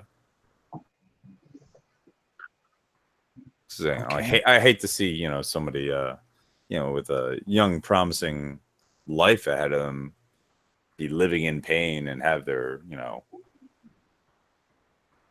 prospects cut short.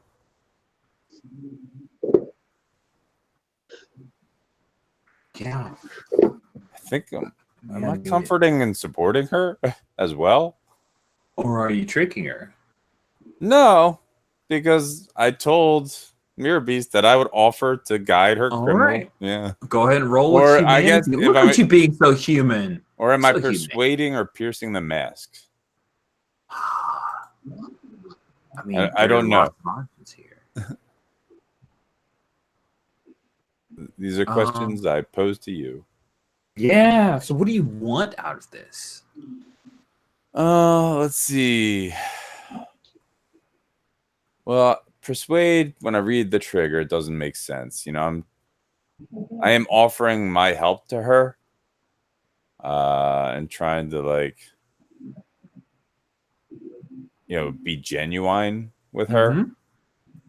So I could see piercing the mask or comforting and supporting her, because she's not in a good way. No, she's not.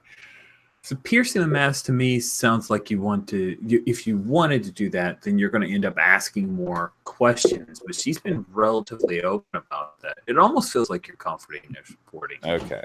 her. So So I think roll that's where humanity then. Yeah. There is a 9. Humanity. That is a 10. Nice. On a 10 plus, you can give them +1 team or shift one of your tracks. I'm gonna shift my track down. I don't. Yeah, do it. You can shift your track -2. It doesn't make sense, but I'm gonna do it. You are aiding and abetting a person who's going to do criminal things. That's true. You're violating Mirror her trust. Beast is I think it okay fits with pretty me, well. but yeah. So I guess we will have our own little criminal team up at some point. On a hit, they hear me. They mark XP, give me a tie, or shift the track. I don't know how this works for NPCs. So they can't mark an XP. You can They get can- it. They You can give can me get a a tie. Yeah. And she Yeah. can't shift the track. So Now, interestingly, she's taking the tie with you. Might be the case here. so this doesn't feel like a thing you should do with NPCs then. Yeah. Okay. Or you just get another tie with her and that gives you a team because you already have a tie with her. Correct. That could work. Yeah, because it says they mark XP, give you a tie, or shift Yeah, the I track. misread those results and I apologize. Probably should have been just a pierce where you could, figure out how to get your character to do X or Y. But if you're cool taking the tie and shifting your track. What were you saying, Jennifer? You a tie means the language around ties has gone through a couple of different templatings. So I think them giving you a tie is another opportunity to take a tie with them. I thought it was Yeah, also I'll have like, to work on that language. Okay. and I thought like, because well, the name of the movie is like, I'm trying to make her feel good. And yeah, like fictionally it's there, right? But yeah, no, I think fictionally it works, and I think is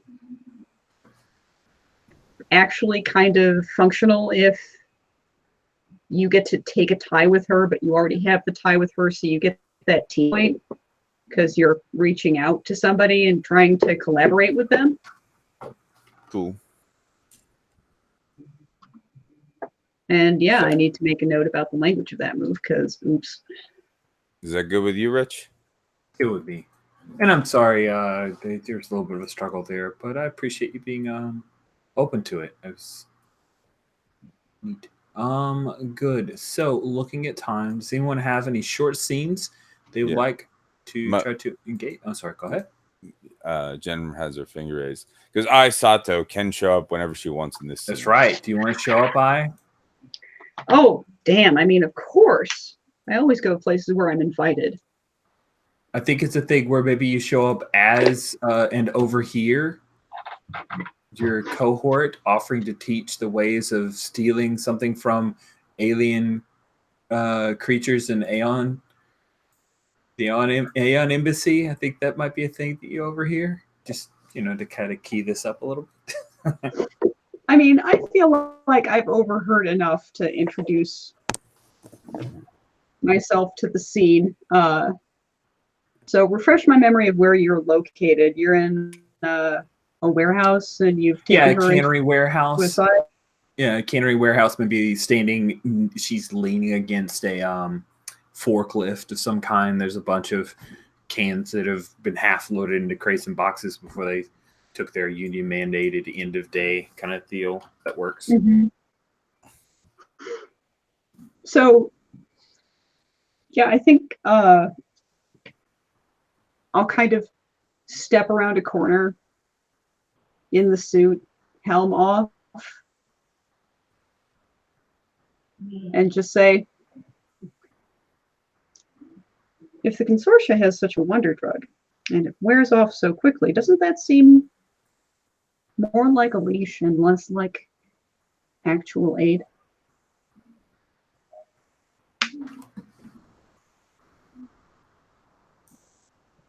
Seems more like Starlight should react to this than me. Yeah, I know. And Starlight's thinking for a moment, and it's the only thing that's worked. And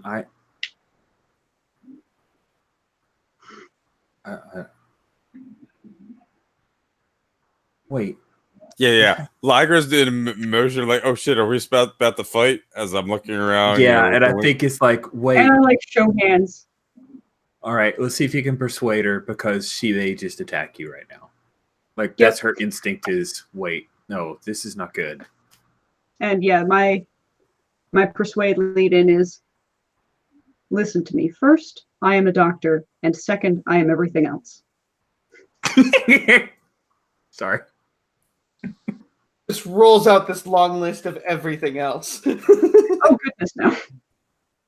Have you seen my CV? No. All right. happened? Roll with humanity to try to persuade her. All right. Oh, I'm moderately okay at that. All right, then. Let's see how this goes. Okay. That is an even 10. Okay. Nice. On a 10, they'll go along with you unless or until some factor action betrays the reason you gave them. She says,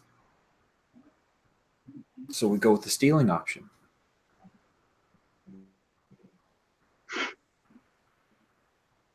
Wait.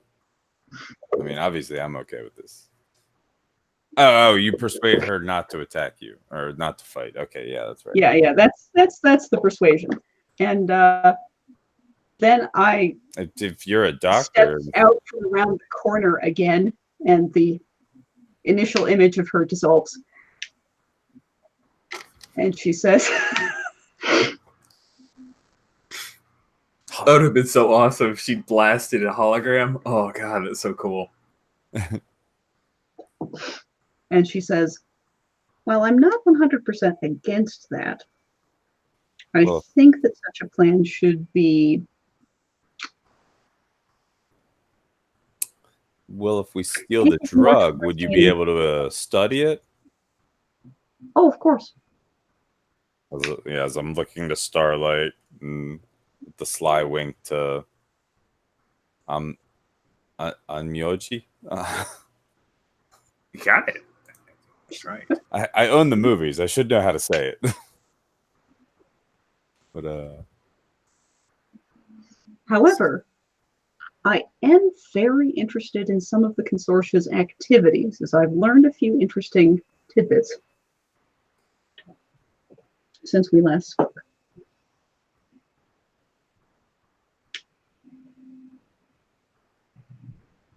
Let's meet up at a safe place later and discuss this. I'm sure that you've both got appearances to keep. sounds Okay. good to me.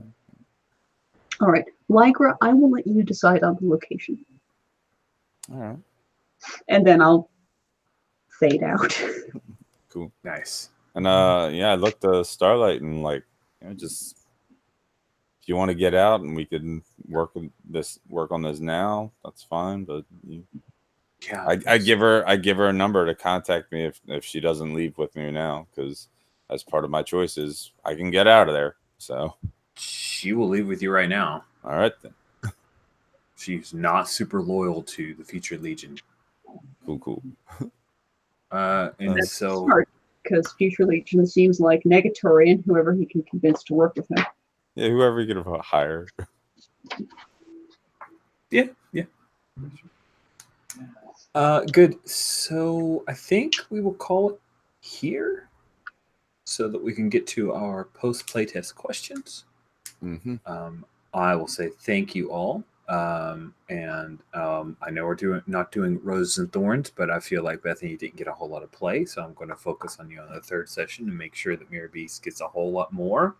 Hopefully we've set up things with Starlight that it'll be interesting and awesome for Mirror Beast come to session 3 of 3. So I now take this and hand it to Jen for playtest questions. If you're comfortable with that, or do you want me to run? I mean, I can grab the questions. I would like to run them. Thank you. Okay. All right.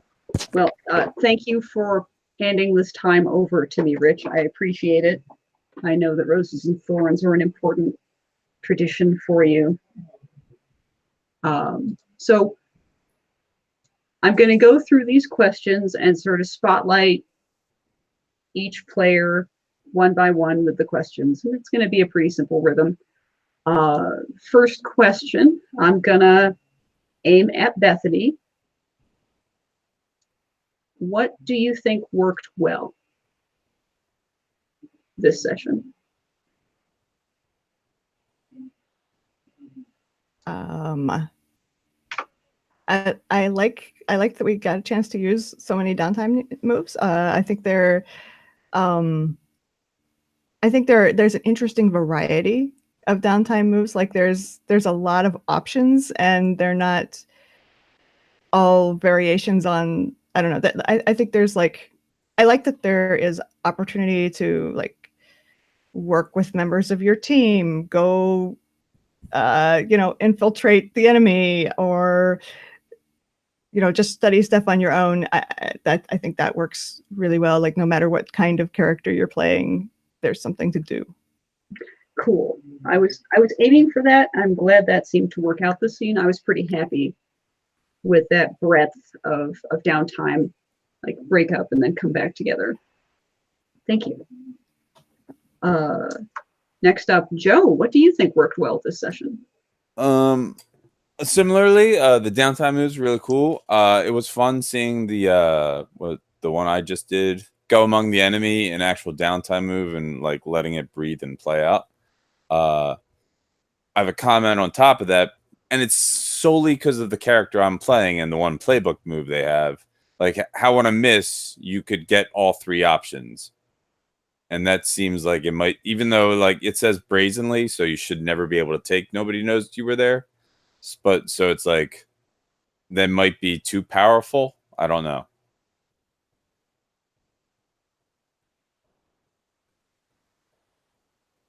Pardon me for a moment. I'm taking a couple of notes. No, I understand. Yeah. Yeah.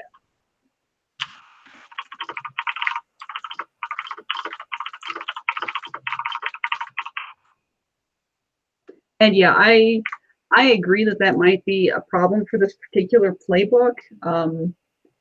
That shift a track option to get an additional pick. That was a choice made because it can be pretty easy for go among the enemy to kind of dead end if you fail. Yeah. And so that was kind of copied in from another move last minute. So either I need to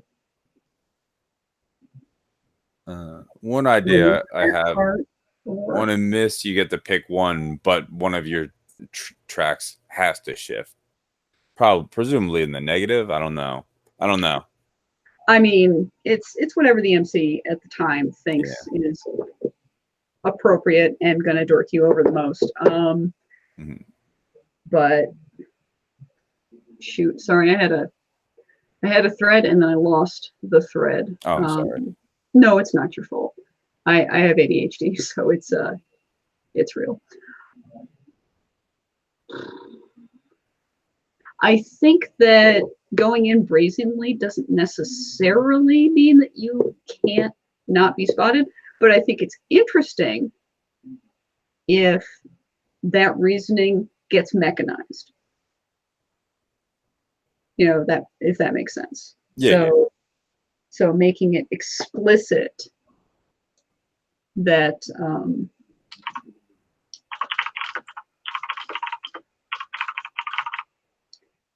that you can't not be spotted.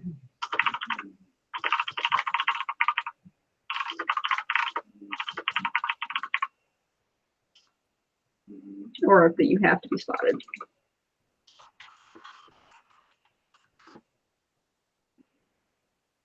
I think that might improve the move. I'll see what I can do with that. Yeah, it reminds me of the one legacy move of where you can roll savior, but you cannot choose one specific option when you're Right. rolling. Yeah. Right. So it makes it cool, but you know, it limits it, so which is good. So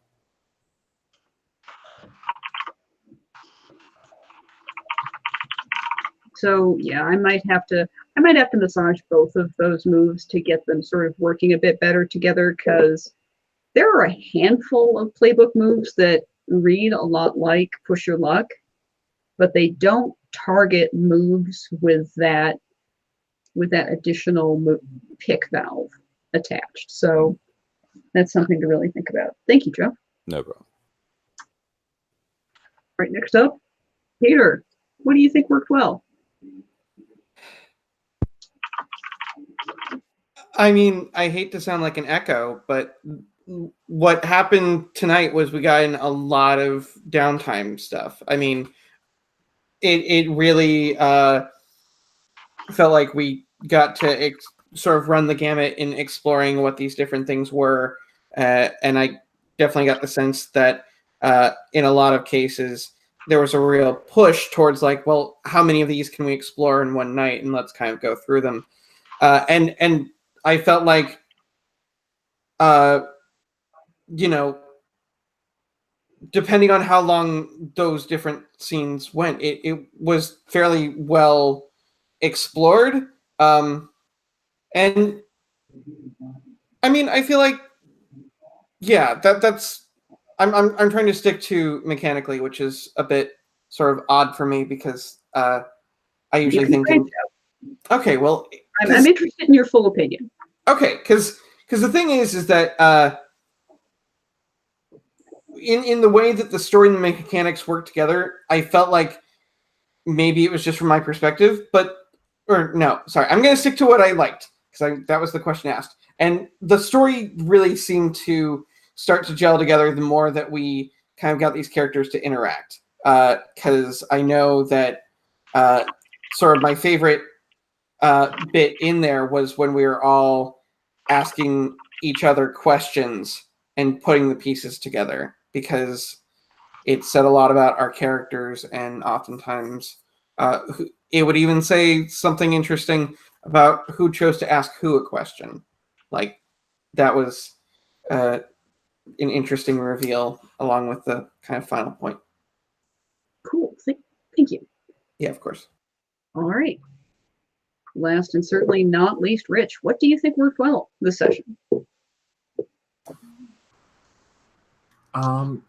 For me, I was really excited to see us engaging some of the trust and confidence tracks. I feel like that's been a real lack in the game so far. In the first session, we didn't even, I think we have one track move, and starting to see people engaging in it, asking questions about it. I think that's a real strong part of this design, and I want to see it more. So I was pleased to see us head that way. I also enjoyed seeing the put the pieces together move in play, just to see it go from a thing where I read it to us picking it apart and playing with it.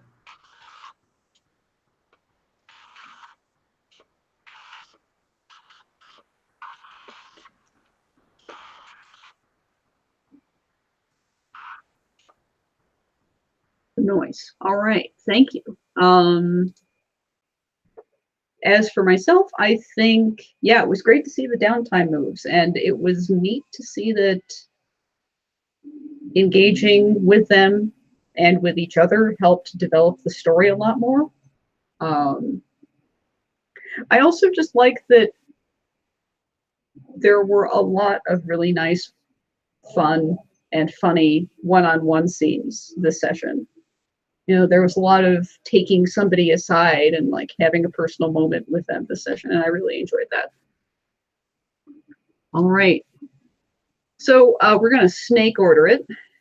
Rich, what do you think didn't work this session and why? Well, one thing, and this isn't super helpful for you, is I don't feel like as a GM MC, I had as much of a grasp on the moves as I should have. So there was quite a bit of struggle where I'm like, is that a comfort? Is that a pierce? Is that, you know, what do we want out of it? And there was a lot of handling time in which move to trigger. And I know that comes from being more familiar with the system, that fluency will pick up, but I was a little embarrassed.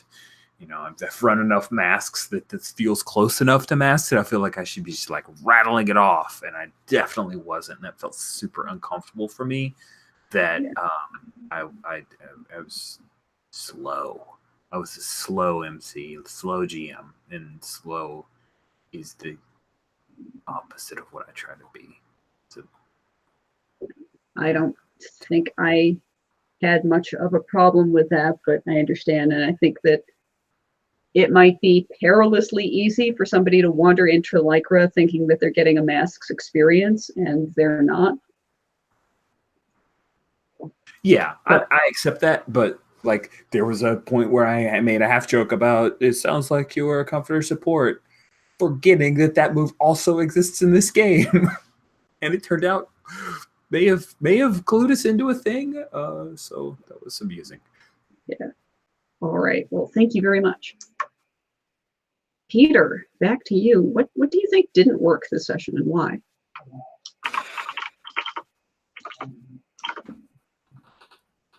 So, oh man, because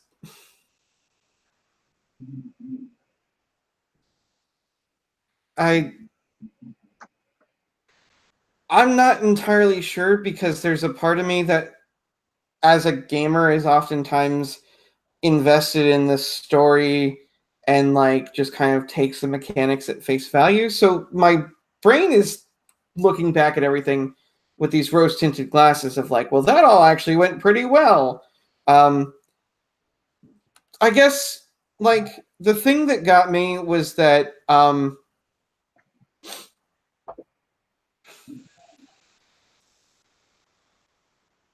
know there was the comment about kind of the trust and confidence tracks, and the thing, at least that I noticed, is that it feels like there are certain characters that interact with that far more than others. Just in the sense that, like, I know tonight, and I mean a bit of last time, my track didn't like move one way or the other. And I just kind of got the sense that like I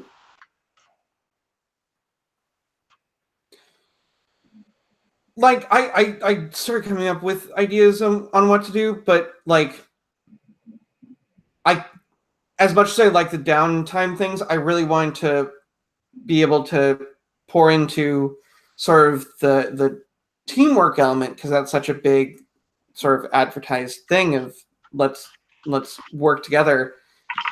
And as much as that happened, you know, it did feel like there was a lot of one-on-one stuff, and I kind of wanted to see what would happen when we all four work together. And I know that's hard to balance in terms of character stuff, but it's like I said before, I really like the stuff where we got the chance to work together as a team. And a lot of tonight, we were kind of off, like occasionally overlapping, but doing our own thing. Okay. Yeah, I feel like what I'm hearing is that next session we just need this really knock down, drag out, ugly as hell multi-super fight. I don't know, honestly. I mean, well, and that's just kind of the thing because I think in my mind tonight I was ready to kind of be open to using different moves and different roles, and like I rolled I think once or twice, and it was all the downtime stuff. So like I guess I just I don't know. I think it may be more of a comment on me doubting myself as a playtester, so don't take too much of that. No pressure, man. I want you to just take in the game as it is, and Okay.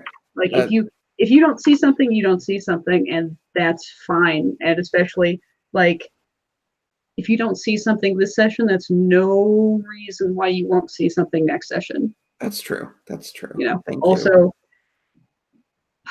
how do I put this?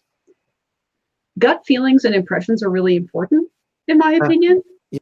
And so, like, knowing how a game makes people feel is just as important as knowing what their logical impression of the impact of the mechanics is. Okay. So. Okay. So then I might actually have one other thing that I just thought of. Yeah. And it's just I felt like there wasn't as much of a chance to explore the feeling side of things. I you know, as much as this isn't masks, I want then for there to be a real distinction. And I feel like it comes up in some of the mechanics, but when those mechanics aren't addressed, it starts to feel a little similar. Okay. That's what I've got. Okay, cool. All right. Well, next up, Joe, what do you think didn't work this session and why?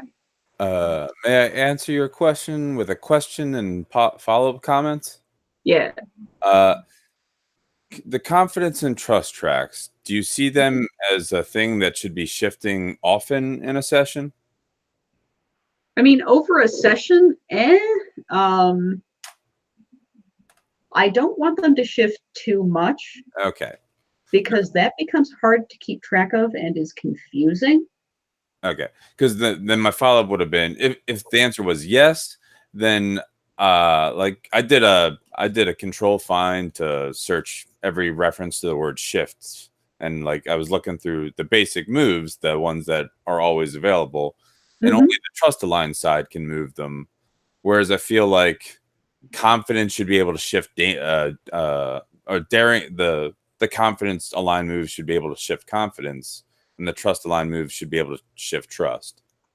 And trick can shift confidence. Persuade can shift trust, whereas I think trick should be able to shift trust as well, like either way, up or down. I'm not. So I prefer to give all parties more flexibility in that, so that they can take advantage of different mechanical opportunities offered by trust and confidence. Although, absolutely, I see where you're coming from, and it's super intuitive.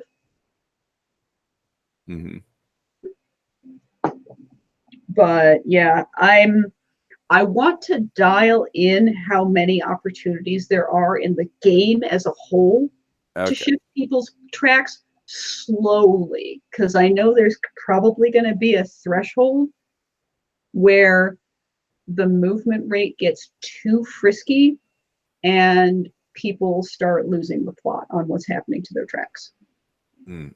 Okay, gotcha. Yeah. Like, I definitely want them to move. I definitely want them to move with some regularity. Yeah. But I don't want them to be so chaotic that you just... Yeah, in my mind, Especially, I don't want them to be so chaotic that they become unmoored from the story, if that makes sense. Oh yeah, no, I understand you, but like that's why in my mind, if they were tied to the basic moves, they would only happen on 10 pluses. Because that's like the best result, and you get to choose how you shift up or down. Sadly, I don't think it makes a lot of sense in that regards for them to ever shift down, because the fiction doesn't make sense. But right, rolling a 10 doesn't seem like a good reason to punish yourself by feeling less confident. Yeah, unless you're tricking someone, then it makes sense. I'm like, yeah, other people aren't going to trust me in the long run once others find out. But Right. that's just what I saw. So thank you for your feedback. I appreciate it. Yep. And back to you, Bethany. What do you think didn't work this session, and why? Oh man, I wish I had something smart to say.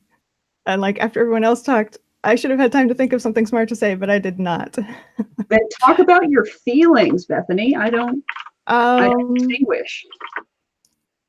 Let's see, what didn't work? I don't really have a sense of like what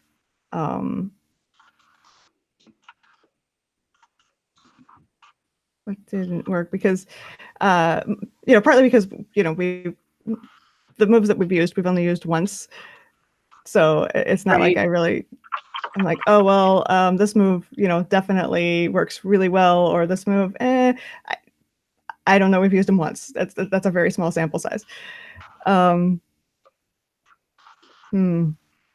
So I don't know, because of that I don't really have an opinion formed of much of anything. As like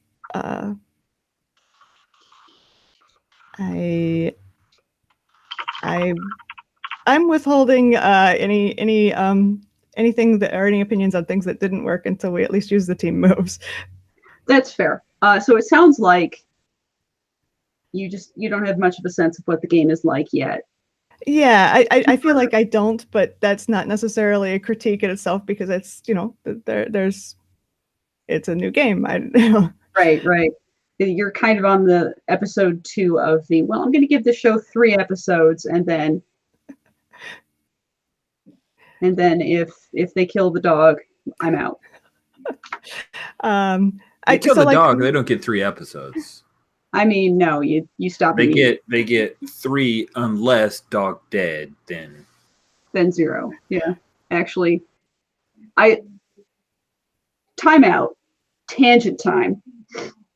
I love the website doesthedogdie.com. It's so good. So yeah, let me see if that's the literal actual name of the website. I think it is. I know it's the doesthedogdie.com. It's all about like triggering emotional stuff in movies and TV shows and stuff. So for instance, when I was in the middle of watching Captain Marvel, has anybody not seen Captain Marvel? I have not seen Captain Marvel, but that's okay. Okay. I'm kind of okay with spoilers, so. Okay, cool. So while I was in the middle of it, I was like, oh shit, there's a cat. Oh shit, Goose is adorable. Oh shit, Goose is on all of these spaceships. And so I was like phone out in the theater, being like, I hope the ushers don't spot me and kick me out. Does the cat die? And so I can do that. And I can be like, because if the cat died, like, instant waterworks for me and my girlfriend would be devastated. And like, there was one person who was like maybe and 12 no's. So I was like, okay, we're fine. So what was your reaction when you saw what that goose actually was? I was extremely amused. I am fairly certain that I've seen a Flurkin in the comics before I saw it in Captain Marvel, but it had been a while. Yeah. And I love the way all of the aliens react to it. And I don't know. Oh. So that just makes me wonder, like, how did the Doctor make friends with it? Why did it love her? We don't know. It's just an Elseworlds tale. All right. So now we're going far away from mechanics, just fully emotionally. Bethany, how did the game make you feel this session? Um, And you don't have to be like, well, how did Project Lycra specifically make you feel? How did this game session? this specific session. Okay, okay. Uh,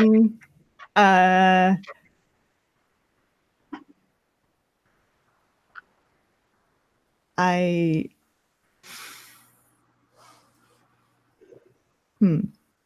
I really liked getting to see all of the characters do the downtime stuff, like what they do when they're not actively fighting villains. I really enjoyed the scene between my character and Lycra, because that was a surprise. Which is why I reacted like I did, Joe. I was like, okay, where's the trick? What what are you plotting here? And you're like, no, I really, I'm just offering to help.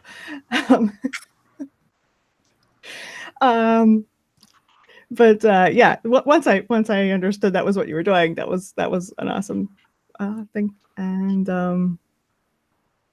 I don't know. Actually, come to think of it, I like all of the Lycra scenes were kind of were awesome the whole way through. I enjoyed the funny stuff in the beginning with the car and yeah. And I stand by my I am going to animate that car.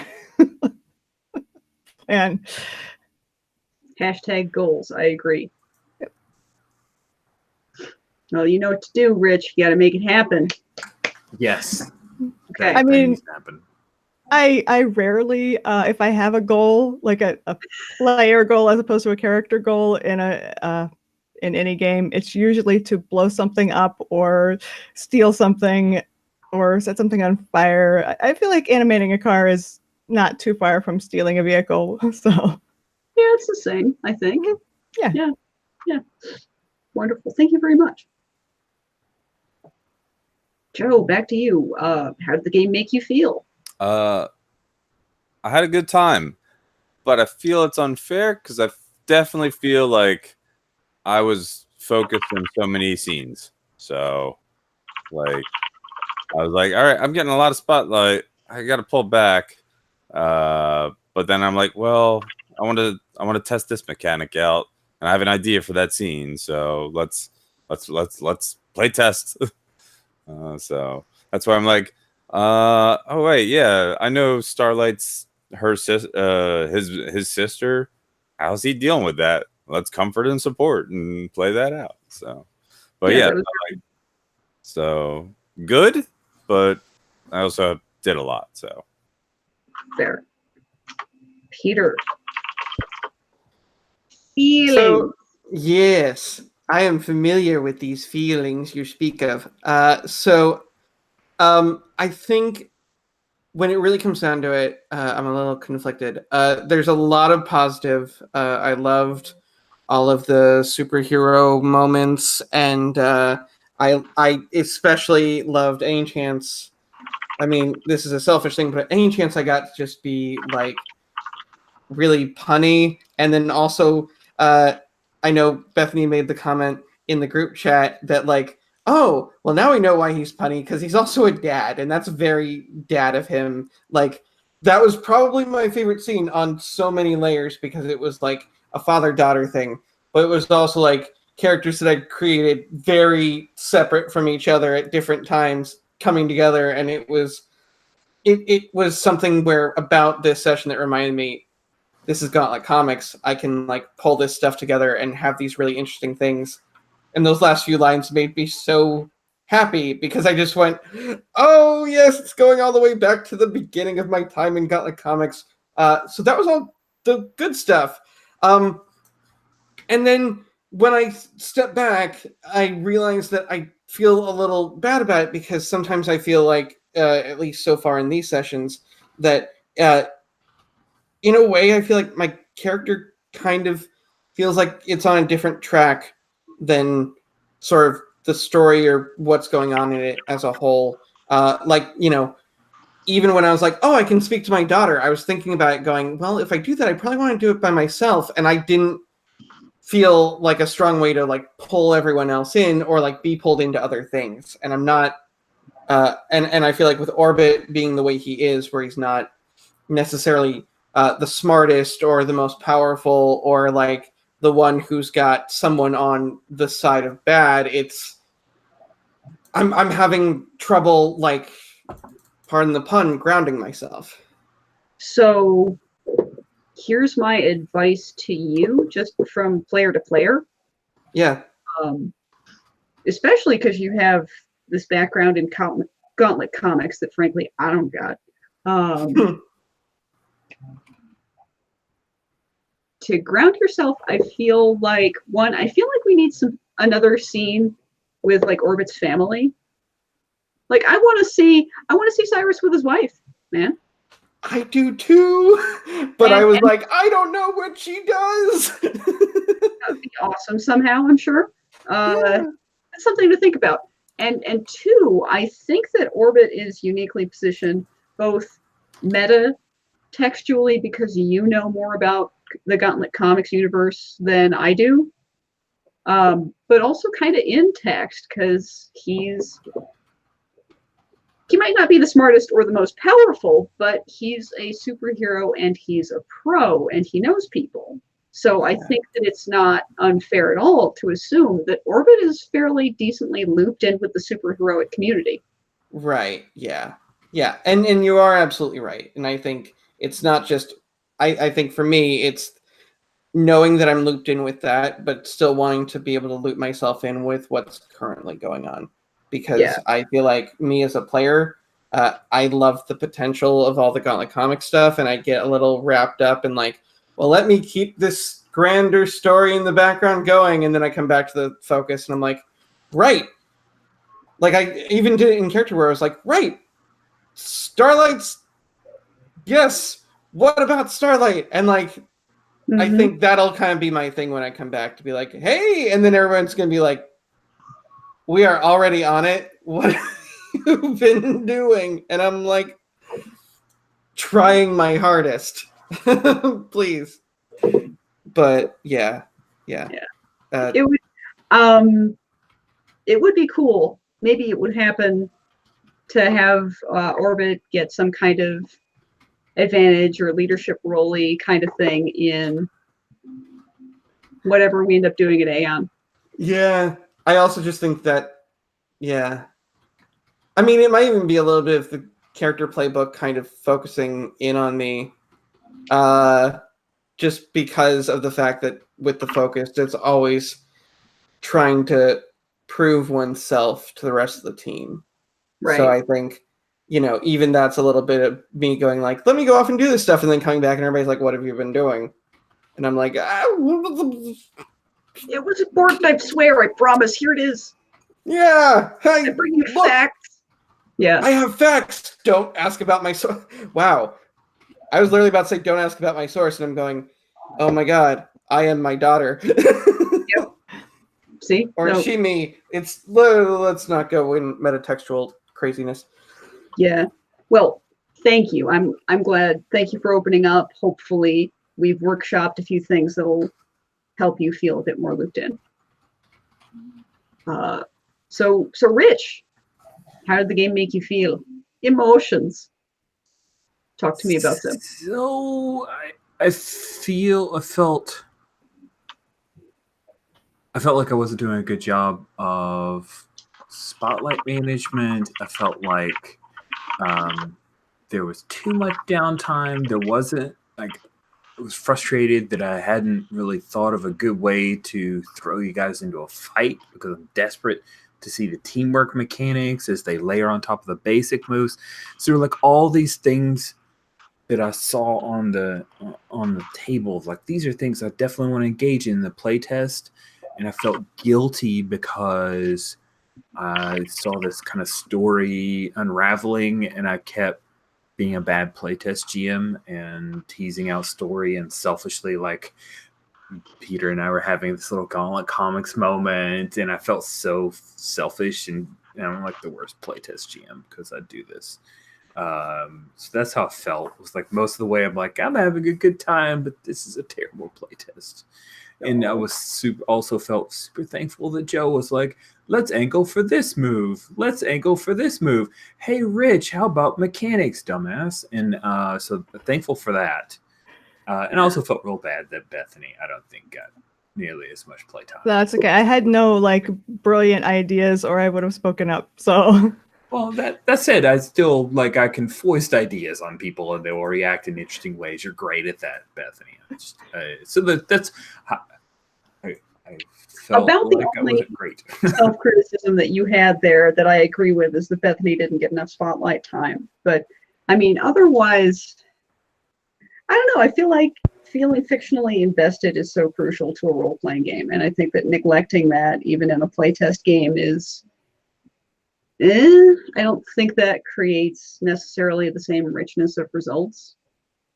Yeah, So- I agree with Jennifer because I was in a playtest last night and Keith was running the game, and we get caught up in the story, and then like, oh wait, like we have to test these mechanics. This is the first time trying this, so. Also, and in previous Lycra playtests, we were always like, oh darn, we didn't engage any downtime moves. Shit, we didn't get to see how those work.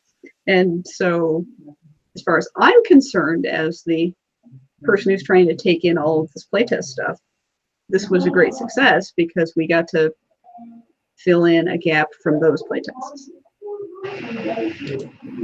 So you're awesome, Rich, and you just gotta have to accept it. Yeah. Okay. We like you and stuff. I'll feel much better knowing that once I'm settled in new place, putting this on the calendar more so that we will definitely engage. And I'm just gonna script some stuff so that I'm gonna start off things with fights and like this is the time when we downtime. And we'll work a story in between these things if it's engaging mechanics. Damn it. Yeah. But as a GM of a PbtA game, you know that everything's gone foobar immediately. So I'm playing it all, planning all of the things. We're gonna have copious notes, 10 pages. Oh man. No, everybody rolled a miss. I'm just gonna lead off with saying, and this is the point where we have a big fight. You guys story us into it. Yeah. Like what? Just to have a love letter question for everybody. Like, why are you in this fight? Why are you in this fight? By the way, you're in a fight. Hey, did you know? All right. Unfortunately, in snake order, I've got to skip Rich because the next question is to Peter. Did the playbook that you chose met your expectations? Neat. Yeah. Hey, Grimmer. Right. No. In a way, yes. I think this kind of it's sort of a yes and no thing. I think flavor-wise, it absolutely works as intended. There's the feel of like someone who's just got one or two things at their disposal and they're going to keep trying over and over and over. And I sort of like that. When they get like an extra power, they also have an extra potential for ties, and it's just kind of like their powers may be their strength, but they've got other things to back it up, which is why they get so creative with it. And then sort of on the other hand, it kind of ties back to last week, which was just it works, but a lot of it is flavored towards a few select specific skills, and when you branch outside of those skills, like when you are in danger and you have to escape, or when you're defending or something like that, and those skills are no longer like what the playbook was focused on, that's where it starts getting a little out of whack, because I was rereading it and a lot of stuff is focused on wield your powers. And I know we'd already gone through like wield your powers is sort of like the last resort. So, and maybe, it's just kind of rethinking how to use that or whatever, but that was sort of what I found. It didn't come up as much this time, but a lot of it was because a lot of the flavor stuff that I chose to let happen just kind of happened. That sort of like zoom in thing where like I did the little fight with the fake fight with Lycra was more of a Lycra thing. So for me, it didn't really like pertain to me. I could just kind of go, well, I control gravity, so wee. And so that I like that there. I think the thing I can appreciate the most about the focused is that it doesn't place restrictions on how focused you can get. Cool. Because when it comes to gravity manipulation, and I've just been throwing out different ideas, and even the thing where I threw the bomb out into low orbit, like just, yeah, you can do that. I was like, oh, cool. So, yeah. Also, just because of the time, I do have to actually get going pretty soon. All right. All right. Well, thank you very much for your time. This is the last question, so go with no guilt. You're absolved. All right. Thank you all. Thank you. I'll see you guys next week. I'll see some of you over the weekend. It'll be a grand old time. Lots of fun. Have a good night. All right. Next up, Joe. Yes, very much. Reading it, I'm like, oh, this sounds like Catwoman. Get to the bottom. Inspiration. Catwoman. Oh, this move. Push your luck. Yeah, it's a Catwoman thing. Totally. Yep. Always clever mark. Next sessions when I'll be able to get to deal with it, hopefully. So, but yeah, no, I'm like, I've done very like shady, skirt the line of hero villain type stuff. So, because I'm also aiming towards that. So, sure.